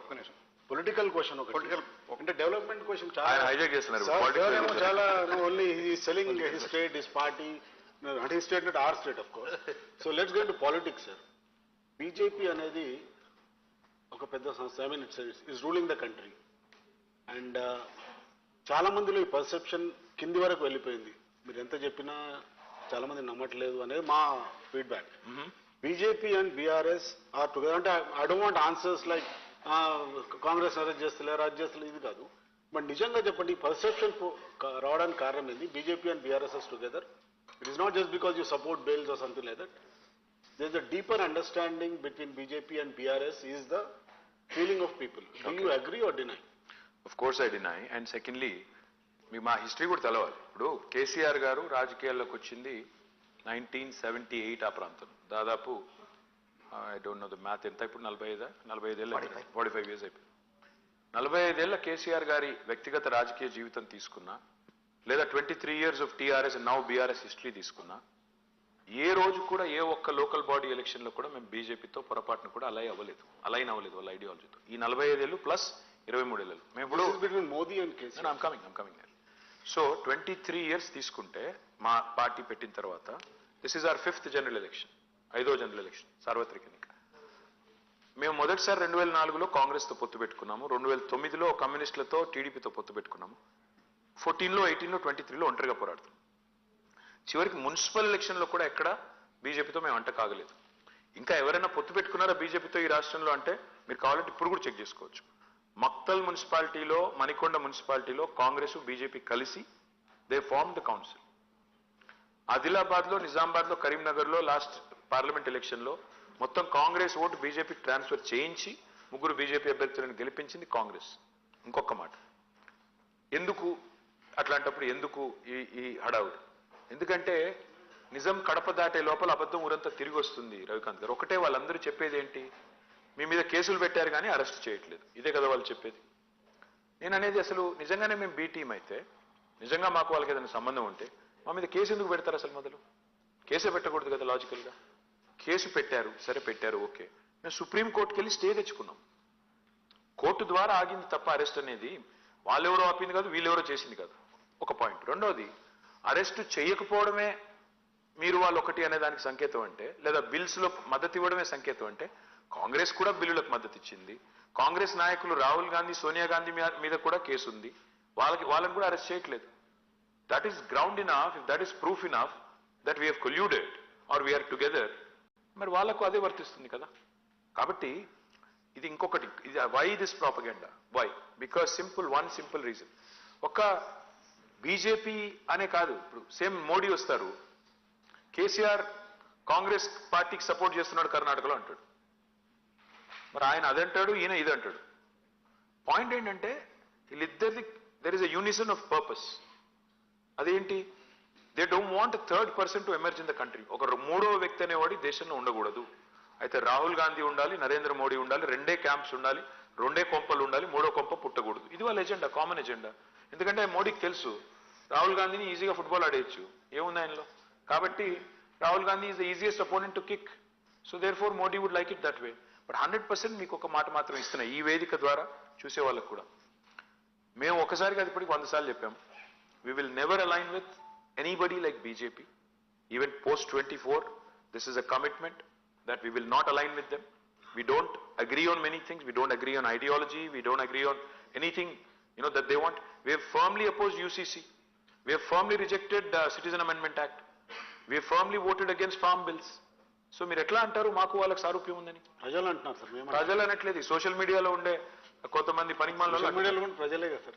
ప్రజలు bots ఎక్కువ ఉన్నాయి అందులో. So by implication of what he said, are you ruling out an alliance with BJP, possible alliance with BJP in 24? Absolutely. And are we ruling out the chances of BRS joining a possible coalition government at the center if it is led by BJP? We are ruling out 2 things. We have maintained equidistance from both Congress and BJP because both of them have been disasters.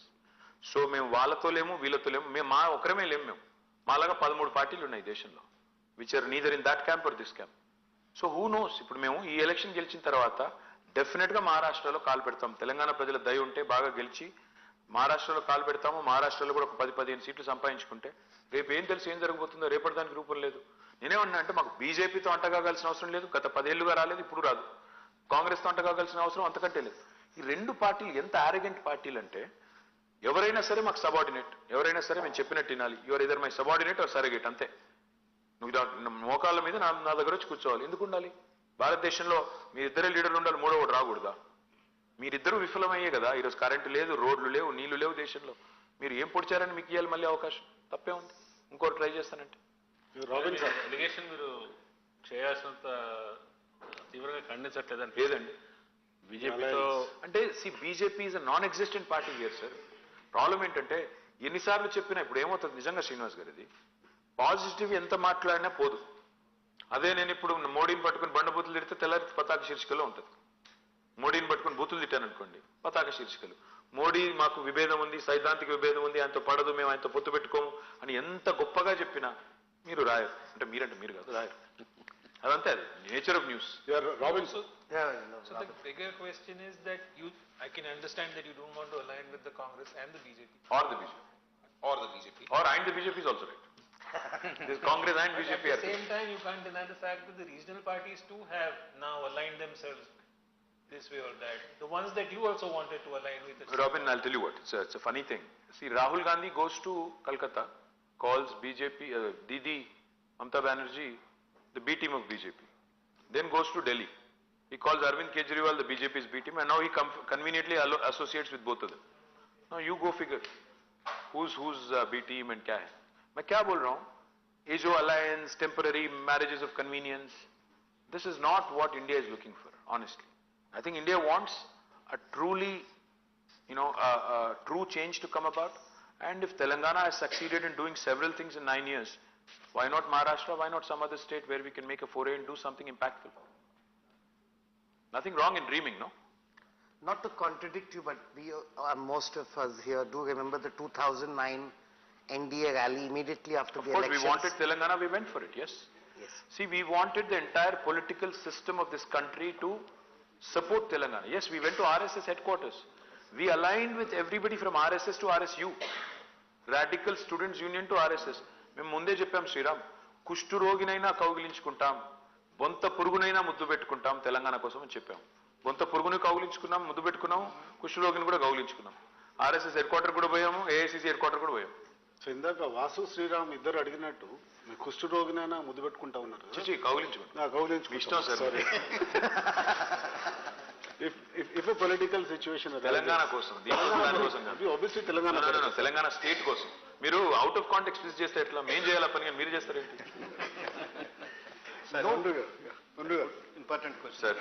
Andhra Pradesh, కర్ణాటకలో విపరీతమైన హామీలు ఇచ్చి దానికి మొత్తం డబ్బులన్నీ దాన్ని ఖర్చు పెడుతున్న డెవలప్మెంట్ ఆగిపోయింది. ఏపీలో మీరే చెప్తున్నారు రోడ్లు, తెలంగాణ రోడ్లు, ఆంధ్ర రోడ్లు. ఇక్కడ కూడా మీరు కాంగ్రెస్తో పోటీ పడి మీరు కూడా హామీలు ఇచ్చారు ఫస్ట్ టైం. ఇప్పుడు ఆల్రెడీ ఎంప్లాయీస్కే 1వ తారీఖు 2వ తారీఖు కూడా జీతాలు రావట్లేదు. ఇప్పుడు దీన్ని ఎలా మీరు చేయబోతున్నారు? సార్, ఇవాళ ఎంప్లాయీస్ జీతాల మాటకే వస్తే, ఎంప్లాయీ జీతాలు కరోనా తర్వాత చాలా రాష్ట్రాల్లో అదే ఈ హామీలు వచ్చిన తర్వాత దాన్ని ఎలాగే డెవలప్మెంట్ ఎలా చేయబోతున్నారు? మేము ఒక్కొక్క రూపాయి లెక్కేసుకుని మేము హామీలు ఇచ్చాం తప్ప మేము వాళ్ళలాగా, నేను చూస్తా ఉన్నాను ఈ మధ్యన కాంగ్రెస్ నాయకులను అడుగుతున్నారు. ఇప్పుడు మన అడిగినట్టే మీరు కాంగ్రెస్ వాళ్ళని అడిగారు, మీ హామీలో మొత్తం విలువ ఎంతో తెలుసా అని అడిగారు. అడిగితే వాళ్ళు చాలా తెలివితేటలు ప్రదర్శించి, అతి తెలివితేటలు ప్రదర్శించి ఏం చెప్తున్నారు? ఏముంది, కేసీఆర్ కక్కిందంతా తిన్నదంతా కక్కిస్తాం, కట్టేస్తాం. అసలు ఆ కాంగ్రెస్ పార్టీలో ఏ ఒక్కడికి ఏది తెలియదు వాస్తవం చెప్పాలంటే. ఎందుకంటారా? ఆ కాంగ్రెస్ హామీల విలువ ఏంటంటే, సార్ వాళ్ళు ఉదయపూర్ డిక్లరేషన్ అని ఒకటి పాస్ చేశారు. ఏం చెప్పారు అందులో? సొంత పార్టీలో టికెట్ కేటాయింపుల గురించి పాస్ చేసింది ఉదయపూర్ డిక్లరేషన్. కుటుంబానికి ఒకటే టికెట్ అన్నారు. తెలంగాణలో ఎన్ని కుటుంబాల్లో ఎన్ని టికెట్లు ఇచ్చారు సార్? కోమటిరెడ్డి కుటుంబంలో 2, మైనంపల్లి కుటుంబంలో 2, గడ్డం వివేకు, గడ్డం వెంకటస్వామి గారు, గడ్డం వినోద్ గారు, తర్వాత మన పద్మావతి గారు, ఉత్తమ్ కుమార్ రెడ్డి గారు. వాళ్ళు చేసిన డిక్లరేషన్ వాళ్ళే ఆనర్ చేయరు. వాళ్ళ సొంత పార్టీ టికెట్ కార్డునే వాళ్ళు ఆనర్ చేయరు, ఖాతరు చేయరు. వీళ్ళు ఇచ్చే హామీలు మేనిఫెస్టోలకి వాళ్ళకు కూడా తెలుసండి. ఎట్లాగో అయ్యేది లేదు, పోయేది లేదు, గాలికి పోయే పేలపిండి కృష్ణార్పణ నోటికి వచ్చిన వాగ్దానాలు ఇచ్చారు. అందరూ లెక్క చూసుకోలేదు, పత్రం లేదు, ఏం లేదు. నేను అనేది ఏంటంటే సార్, మేము మాత్రం అట్లా కాకుండా ఒక్కొక్క రూపాయి లెక్కేసుకొని ఎంత ఖర్చు, ఎంత మాకు భారం పడుతుంది. ఎందుకంటే గవర్నమెంట్లోకి వచ్చేది మేము, రేపు నడపాల్సింది మేము, మాకు తెలుసు అది. అందుకే సౌభాగ్య లక్ష్మిని పెట్టాం. దానిలో ఎంతమంది మహిళలకు ఇవ్వాల్సి వస్తుంది, ఆసరా పెంచుతున్నాం. కానీ మేము బాధ్యత రహితంగా చెప్పలేదు. స్టేట్ ఎకానమీ పెరిగిన కొద్దీ పెంచుతామని చెప్పాం. ఫస్ట్ 3,000 చేస్తాము, తర్వాత 3,500, తర్వాత 4,000, తర్వాత 4,500, 5వ ఏటికి 5,000 చేస్తామని చెప్పాం. ఓట్ల కోసం తెల్లారే చేస్తామని అబద్ధం చెప్పలేదు. రైతు బంధు చెప్పాం, 10,000, 16,000 చేస్తామని చెప్పాం, కానీ స్టెప్ వైజ్ పోతామని చెప్పాం. సో మేము చెప్పింది ఎవ్రీ ఇయర్ ఒక గ్రోత్ ఫ్యాక్టర్ చేసుకొని ప్రతి సంవత్సరం మా రెవెన్యూ ఎంత పెరగవచ్చు, ఎంత మేరకు మేము పూడ్చవచ్చు అని చూసుకొని చెప్పాను తప్ప బాధ్యత రహితంగా చెప్పలేదు. మీరు ఇంకా వాళ్ళు చాలా చెప్పారు, మేము చెప్పిన దానికంటే ఒక 500-600 రెట్లు ఎక్కువ చెప్పారు. కానీ మేము అన్నిట్లోకి పోలేదు. We didn't go into that option. Vijay sir, తెలంగాణకు సంబంధించి ఎక్కువ మంది సిట్టింగ్లకి ఈసారి, అంటే మోస్ట్ ప్రాబ్లీ దాదాపు 10-15 తప్పిస్తే ఎక్కువ మంది సిట్టింగ్లకు ఇచ్చారు. ఆ సిట్టింగ్లకు ఇవ్వడం వల్ల ఏమైనా ప్రతిబంధకం అవుతుందా, లేదా మీకు ఆయన అడ్వాంటేజ్ ఉందా? చూసి బోర్ కొట్టిన మొహాలు అంటారా ఎట్లా? అంటే చాలా కాన్స్టిట్యున్సీలలో అంటే 2 టర్మ్స్కి మేము బోర్ కొడితే మరి కాంగ్రెస్ వాళ్ళు 11 టర్మ్స్ భరించారు కదా. నేనేమన్నా అంటే గవర్నమెంట్ అనేది అల్టిమేట్ గా చూస్తే, అంటే మరి నవీన్ పట్నాయక్ గారు ఇప్పుడు 5th టర్మ్ అనుకుంటా, 5th or 4th. అట్లాగే ఏమంటారు, గుజరాత్ లో 5th or 6th term, 6 terms consecutive గా. సో మరి వాళ్ళకేమో మార్పు మంచిది కాదు, మా కాడికి వచ్చేసరికి మార్పు. అందుకే నేనేమంటున్నా అంటే సిట్టింగ్లు అనే దానికంటే కూడా చూసేది సార్వత్రిక ఎన్నిక. విజయ్ గారు, రాష్ట్రాన్ని ఎవరి చేతుల్లో పెట్టాలి అనే ఎలక్షన్. ఎమ్మెల్యే క్యాండిడేట్ కూడా ఇంపార్టెంట్, నేను కాదనట్లేదు. But at the same time రాష్ట్రాన్ని ఎవరు నడుపుతారు? నేను ఇవాళ స్ట్రైట్గా అడిగేది ఒకటే. ఇప్పుడు కాంగ్రెస్ వాళ్ళు తుమ్మాలంటే ఢిల్లీ పర్మిషన్ కావాలి, దగ్గాలంటే ఢిల్లీ పర్మిషన్ కావాలి, రూపాయి ఖర్చు పెట్టాలంటే ఢిల్లీ పర్మిషన్ కావాలి, టికెట్లు ఢిల్లీ, బీఫామ్ ఢిల్లీ. వీళ్ళు 6 నెలలకు ఒకసారి ముఖ్యమంత్రిని మార్చే అలవాటు. వీళ్ళు రేపటి రోజున ఇన్ని స్కీములు పెట్టి ఇన్ని హడావుడ్లు చేసి గ్యారంటీ అని రాసిచ్చారు, సంతకాలు పెట్టారు. నేను 100% చెప్తున్నా, ఇలా గుర్తుపెట్టుకోండి. రేవంత్ రెడ్డి గారు 2 చోట్ల ఓడిపోతున్నారు, కామారెడ్డిలో, కొడంగల్లో. మరి ఆయన సంతకం పెట్టించిన గ్యారంటీ కార్డు ఏమవుతుంది? రేపు చెల్లుతుందా? నేనేమన్నాను సార్ అంటే అల్టిమేట్గా ప్రజలు చూసేది రాష్ట్రాన్ని ఎవరు నడుపుతారు. ఇవాళ కాంగ్రెస్లో ఎవరు నడుపుతారు అంటే వాళ్ళకే తెలవదు. కాబట్టి ప్రజలు అంత అమాయకంగా ఎవరి చేతుల్లో పడితే వాళ్ళ చేతుల్లో రాష్ట్రాన్ని పెడతారని నేను అనుకోను. ఎమ్మెల్యేల మీద అక్కడక్కడ ఉన్నది అని మీరు అంటున్నారు. బట్ అల్టిమేట్గా చూస్తే మాత్రం మా ఎమ్మెల్యేలు కూడా వాళ్ళ బేసిక్స్ అన్నీ చేశారు. డ్రింకింగ్ వాటర్ అయింది, పవర్ అయింది, రోడ్స్ అయినాయి, అగ్రికల్చర్ బాగా ఉంది. చిన్న చిన్నవి ఉంటాయి అక్కడక్కడ ఇష్యూస్. అవి మేము ఊహించేది, ఆశించేది ఏంటంటే అవన్నీ చిన్న చిన్నవి అంటే సర్దుకుంటాయి. మాకు కావాల్సింది 51% ఓటు. మిగతా 49% కొద్దిగా అటు ఇటు ఇటు అటు అయినా 51% రావాలి. 30 మంది దాకా ఎమ్మెల్యేల మీద ప్రజల్లో బాగా తిరుగుతుంది. అట్లాంటి కాంగ్రెస్ మీద ఎంత ఉండాలి? వాళ్ళని మీరు ఇంపోజ్ చేశారు అనే ఇందాక చెప్పిన హర్ట్ ఫీలింగ్ లో అది కూడా ఒకటి. ఎందుకంటే ఏకపక్షంగా వాళ్ళని కనుక తీసేసి ఉంటే, అంటే మార్చి ఉంటే మీకు ఇప్పుడు ఉన్నంత టెన్షన్ ఉండేది కాదేమో. అంటే శ్రీనివాస్ గారు, ఆనెస్ట్లీ మరి 11 సార్లు మోసి మోసి మోసి కాంగ్రెస్ బోర్ కొట్టలేదంటారా జనాలకి? మనుషులు మారుతారు మనుషులు మారినా సరుకు అదే కదా సార్. కొత్త సీసాలో పాత సార్ అదే సరుకు. సార్, ఇందాక మీరు గుజరాత్ గురించి మాట్లాడినారు. గుజరాత్లో బోర్ కొట్టలేదా జనాలు అంటే? గుజరాత్లో 3-4 చీఫ్ మినిస్టర్స్ మారినారు సార్. తెలంగాణలో కూడా అటువంటి మారే అవకాశం ఏమైనా ఉందా ఈసారి? మా chief minister is in the pink of his health sir. అయినా కూడా మారొచ్చు. అందుకే చెప్తున్నా, is in the pink of his health. బ్రహ్మాండంగా ఉన్నారు కాబట్టి ఆయనే ఉంటారు. అందులో మీకు అనుమానం వద్దు, నాకు అనుమానం వద్దు, ఎవరికి వద్దు. ఆయన సూటిగా అడగట్లేదు సార్. 1 year తర్వాత 2 years తర్వాత మీరు ఆ సీట్లోకి వచ్చే అవకాశం ఉందా? మీరు ముందు గెలిపించండి సార్. మీరు ముందు గెలిపించేస్తే, మీరందరూ కూడబలుకొని గెలిపించేస్తే ఆ తర్వాత మనం మళ్ళీ తిరిగి గేట్లో కూర్చొని మాట్లాడతాం. అంటే ఈ మధ్యన ఒక టాక్ వచ్చింది సార్, మేబీ రబిన్ సాబ్, యూ కెన్ ఆస్క్. సో ఒక టాక్ జనరల్ గా వచ్చింది ఏంటంటే, హిందూ ఆఫీస్లో నేను హిందూ ఆఫీస్లో అనుకోండి, జర్నలిస్ట్ మధ్యలో ఒక 40 కాన్స్టిట్యున్సీస్ లో where KTR matters more than KCR అని. సో కేటీఆర్ ను ముఖ్యమంత్రిగా చేస్తే, అభ్యర్థిగా ప్రకటిస్తే ఈసారి 3వ టర్మ్ మీరు ఎక్కడో గొడవ పెట్టే పనిలో ఉన్నారు. మీరు ఏదో గొడవ పెట్టే పనిలో ఉన్నారు. నాకు అట్లాంటి ఐల్ బి ఆనెస్ట్. లేదు సార్, ప్రజలు నాకు కాదు, ఐల్ బి ఆనెస్ట్. జీవితంలో ఎన్నడూ మంత్రి అవుతానని కూడా కలలో అనుకోలేదు. నేను కలలో కూడా అనుకోలేదు. 2014లో నిజంగా సిచ్యువేషన్ ఏంటంటే, I told my wife I'm retiring from politics. ఏ రోజైతే ఆయన కేసీఆర్ గారు కాంగ్రెస్లో పార్టీని కలిపేద్దామని, విలీనం చేద్దామని డిసైడ్ చేశారో, ఐ టోల్డ్ మై వైఫ్, నాకు ఈ పార్టీ అంటే అసహ్యం, నేను ఉండలేను, ఇమ్మడలేను, నా వల్ల కాదు. అయినా వచ్చింది తెలంగాణ వస్తే చాలనుకుని వచ్చాం, చాలు, ఈ జీవితానికి చాలు, రిటైర్ అనుకుని ఆ ఇంట్లో అడుగు పెట్టేవారు, సోనియా గాంధీ ఇంట్లో. మా అదృష్టం ఏంటంటే సోనియా గాంధీ గారు మొత్తానికి ఎందుకో కానీ ఆ విలీన ప్రతిపాదన అది సరిగా హ్యాండిల్ చేయలేదు. మొత్తానికి మా నెత్తిన పాలు పోశారు. సో అనుకోకుండా మంత్రి అయ్యాను నేను. మంత్రికి పదవి ఇచ్చేటప్పుడు కూడా నేను సీఎం గారు పిలిచి ఇస్తున్నాను అంటే నేను చెప్పాను, సార్ వద్దేమో, ఎందుకంటే మిమ్మల్ని అంటారు, కుటుంబ పాలన అంటారు, మిమ్మల్ని తిడతారు, మీ క్యాబినెట్లో నేను ఎందుకు సార్, మీరు ఉంటే చాలు కదా అని అన్నాను. అంటే ఆయన ఆ రోజు ఒక మాట చెప్పారు నాకు. ఏమన్నారంటే, ఈ రోజు కాదు, నీకు 10 ఏళ్ల తర్వాత నిన్ను మంత్రిని చేసిన, సీనియర్ ఎమ్మెల్యే అయిన తర్వాత మంత్రి చేసిన ఇదే మాట అంటారు, ఇదే తిట్లు తిడతారు. ఒకసారి అవకాశం ఇచ్చిన తర్వాత నువ్వు ప్రూవ్ చేసుకుంటే, నువ్వు నిజంగా ఎఫిషియెంట్ అడ్మినిస్ట్రేటర్ని ప్రూవ్ చేసుకుంటే సర్వైవ్ అవుతావు, లేకపోతే కొట్టుకుపోతావు. ప్రజాస్వామ్యంలో సింపుల్ సూత్రం అది అని చెప్పారు. So I accepted. And now మీరే అంటున్నారు మీకు ఆఫీస్లో టాక్ అని. నేనేమంటున్నా అంటే జర్నలిస్ట్ మధ్యలో టాక్. అదే సార్, నేనేమంటున్నా అంటే నాకు I have no such illusions about myself. నేను చూసేది ఏంటంటే ఇదంతా నాకు బోనస్ పీరియడ్. ఈ 9.5 ఏళ్ళ బోనస్. దీనికంటే ఇంకేదో కావాలని ఆశపడడం అత్యాశ అవుతుంది, దురాశ అవుతుంది. నాకు అట్లాంటి ఆశ లేదు. CM I'm very happy. I'm honestly telling you, next time నాకు మంత్రి పదవి ఇవ్వకపోయినా ఒక ఎమ్మెల్యేగా పనిచేయమన్నా, పార్టీకి వెళ్ళి పనిచేయమన్నా చేస్తాను. అంతే తప్ప నాకు సీఎంలు పిఎంలు అట్లాంటి ఆశలు అంబిషన్లు ఏమీ లేవు.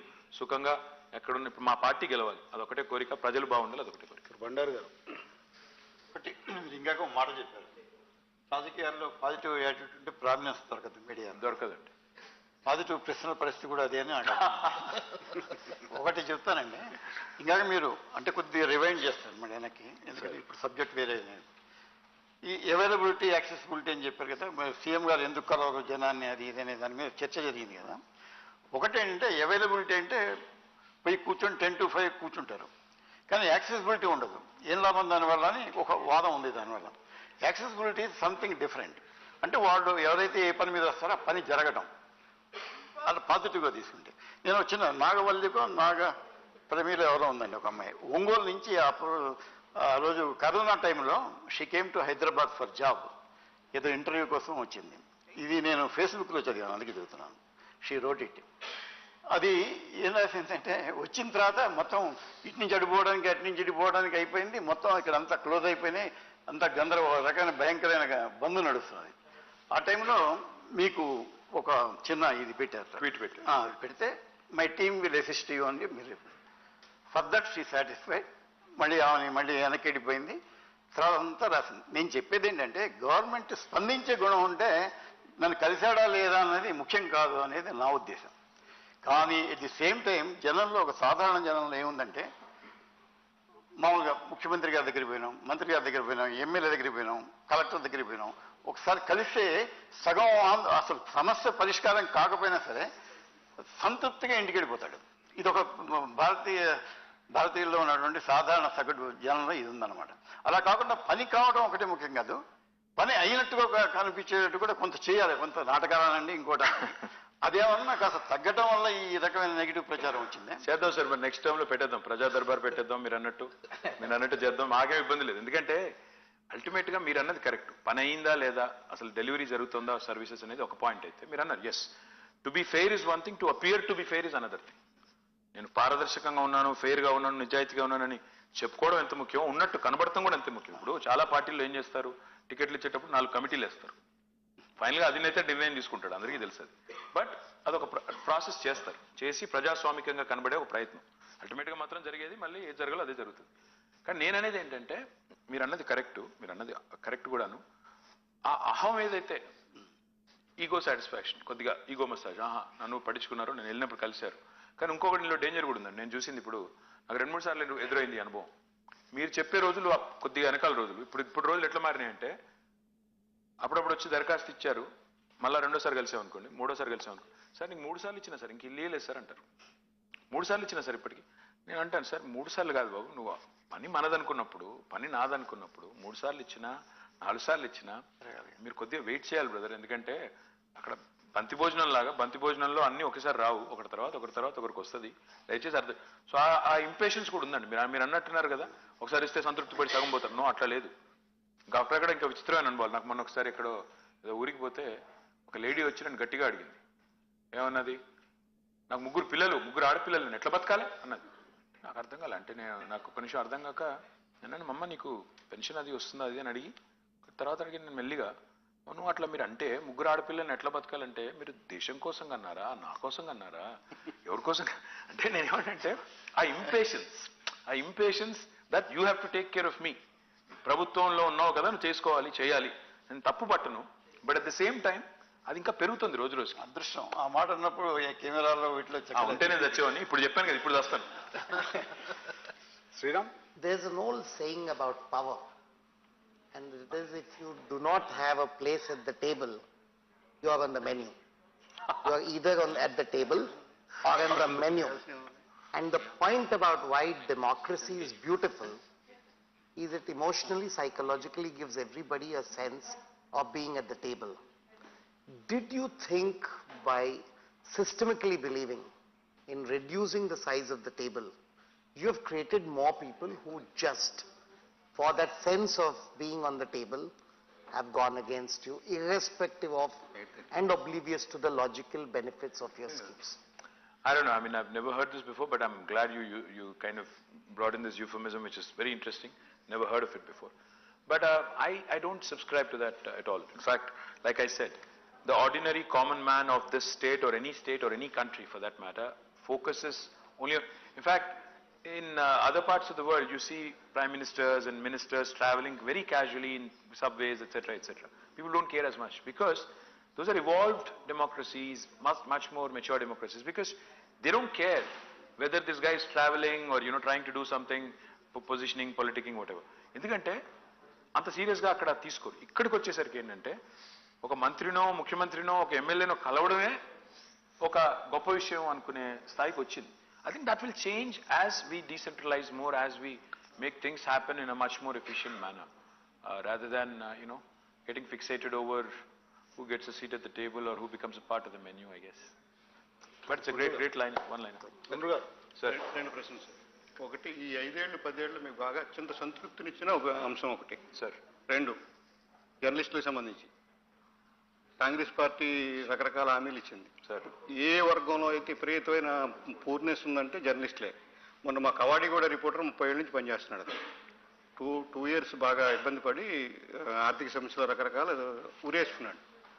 మీ మేనిఫెస్టో చూస్తే జర్నలిస్టులకి దాదాపు ఏమీ లేవు. కాంగ్రెస్ వాళ్ళు మా పెన్షన్ ఇస్తామన్నారు, అది చేస్తాం, ఇది చేస్తున్నారు. మీరు వచ్చిన తర్వాత ప్రత్యేకంగా దీనికి ఏమైనా ప్రణాళిక ఉందా? నరసింహ గారు, రెండో క్వశ్చన్ మొదటి చెప్తాను నేను. జర్నలిస్టులకు మా మేనిఫెస్టోలో సీఎం గారు అనౌన్స్ చేశారో చెప్పారు. హెల్త్ ఇన్సూరెన్స్ స్కీమ్ తెస్తామని చెప్పారు. దాంతోపాటు 2 BHK గురించి చెప్పారు. దాంతోపాటు సిలిండర్స్ గురించి కూడా చెప్పారు. పెన్షన్ చెప్పిన రోజు చెప్పారు. తర్వాత మీరు డెఫినెట్గా ఇంకా ఏం చేయొచ్చు అనేది కూడా ఆలోచించవచ్చు. ఎందుకంటే మేము మేనిఫెస్టోలో చెప్పని 100 పనులు చేశాం. మేనిఫెస్టోలో చెప్పినవి చేశాము, చెప్పనివి కూడా 100 పనులు చేశాం. మిషన్ కాకతీయ చెప్పలేదు, దళిత బంధు చెప్పలేదు, రైతు బంధు చెప్పలేదు, కళ్యాణ లక్ష్మి చెప్పలేదు, ఇవన్నీ చేశాం. మొదటి ప్రశ్న మీరు ఏదైతే అడిగారు మర్చిపోయింది. మీకు అత్యంత సంతృప్తి పర్సనల్గా సంతృప్తినిచ్చిన ప్రోగ్రామ్ నాకు బాగా గుర్తున్న సందర్భం 2009లో నేను మొదటిసారి ఎమ్మెల్యే గెలిచాను సార్. నేను రాజకీయాల్లోకి వచ్చి 17-18 ఏళ్ళే. One of the most vivid memories నాకు మనసులో నిలిచిపోయింది ఒకటి ఏంటంటే, అప్పుడు నాదెండ్ల మనోహర్ గారు స్పీకర్. అప్పుడు మమ్మల్ని అందరినీ ఒక బస్సులో తీసుకొని ఆయన ఈ మునుగోడు ప్రాంతానికి తీసుకెళ్ళారు. అందరం వెళ్ళాం. అప్పుడు గుత్తా సుఖేందర్ రెడ్డి గారు ఎంపీగా ఉన్నారు, రాజగోపాల్ రెడ్డి ఎంపీ అనుకుంటా. అప్పుడు అందరం ఒకటే బస్సులో వెళ్ళాం. ఆ ఖుదాబక్షపల్లి అనే ఊరు, అక్కడికి వెళ్ళిన తర్వాత, ఆ మండలానికి వెళ్ళిన తర్వాత అక్కడ ఫ్లోరోసిస్ విక్టిమ్స్ని చూస్తే మనిషి అనే వాళ్ళు ఎవరైనా కరిగిపోతారు. వాళ్ళ బాధలు అలా చెప్తుంటే, ఆ రోజు మేము ఎందుకు వెళ్ళామంటే అధ్యయనం కోసం వెళ్ళాం. ఫ్లోరోసిస్ అధ్యయనం కోసం స్పీకర్ గారి ఆధ్వర్యంలో పోయాం. ఆ రోజు నిజంగా కొంత లోపల మనసు గాయపడి, ఎవరైనా మనిషి అనేవాడు బాధపడతాడు, నేను కూడా బాధపడ్డాను. అత్యంత సంతృప్తినిచ్చే విషయం ఏంటంటే, తర్వాత మేము తెలంగాణ వచ్చిన తర్వాత నేను మంత్రి అయ్యాను. అది కూడా గ్రామీణ నీటి సరఫరా మంత్రి అయ్యాను. మా సీఎం గారు అడిగారు ఎక్కడ పెట్టాలి పైలాన్. నేను చెప్పాను మునుగోడులోనే పెట్టాలి అని చెప్పి చౌటుప్పల్లో నేను దగ్గరుండి ఆ పైలాన్ను సీఎం గారితో ఆవిష్కరించి అక్కడ నీళ్ళు ఇచ్చినప్పుడు I think that's the best feeling. అంటే పవర్ అనే దాన్ని నువ్వు మంచి కోసం వాడగలిగే శక్తి ఉన్నప్పుడు, ఆ అవకాశం వచ్చినప్పుడు you are thankful, eternally grateful, and it truly delights. అంశాల స్వామి అయిన తమ్ముడు, ఆయన ఇంటికి పోయాను, ఇల్లు కట్టించాను, ఇంటికి పోయాను. ఆయన ఇంట్లో భోజనం చేస్తుంటే ఆ పిల్లోడు కళ్ళల్లో ఆనందం, అది మీరు ఎన్ని కోట్లు పెట్టినా ఆనందం మీరు కొనలేరు. అంత చిన్న విషయం. అదే స్వామిని తీసుకెళ్లి ప్రధానమంత్రి వాజ్పేయి టేబుల్ మీద పడుకోబెట్టారు. అదే స్వామి ఇవాళ ఇంట్లో ఆయన నీళ్లు ఆయన ఇంటి ముందు వస్తున్నాయి. ఆ ఆనందం ఫ్లోరోసిస్ నిర్మూలన జరిగిన తర్వాత అది that is the best in the last 9.5 years. So I think so time is running out. We'll have last 2 questions. Yeah, sure. Yeah, so my simple question, what will you be doing on December 1st and 2nd? And if you win, is there any party planned for this gathering?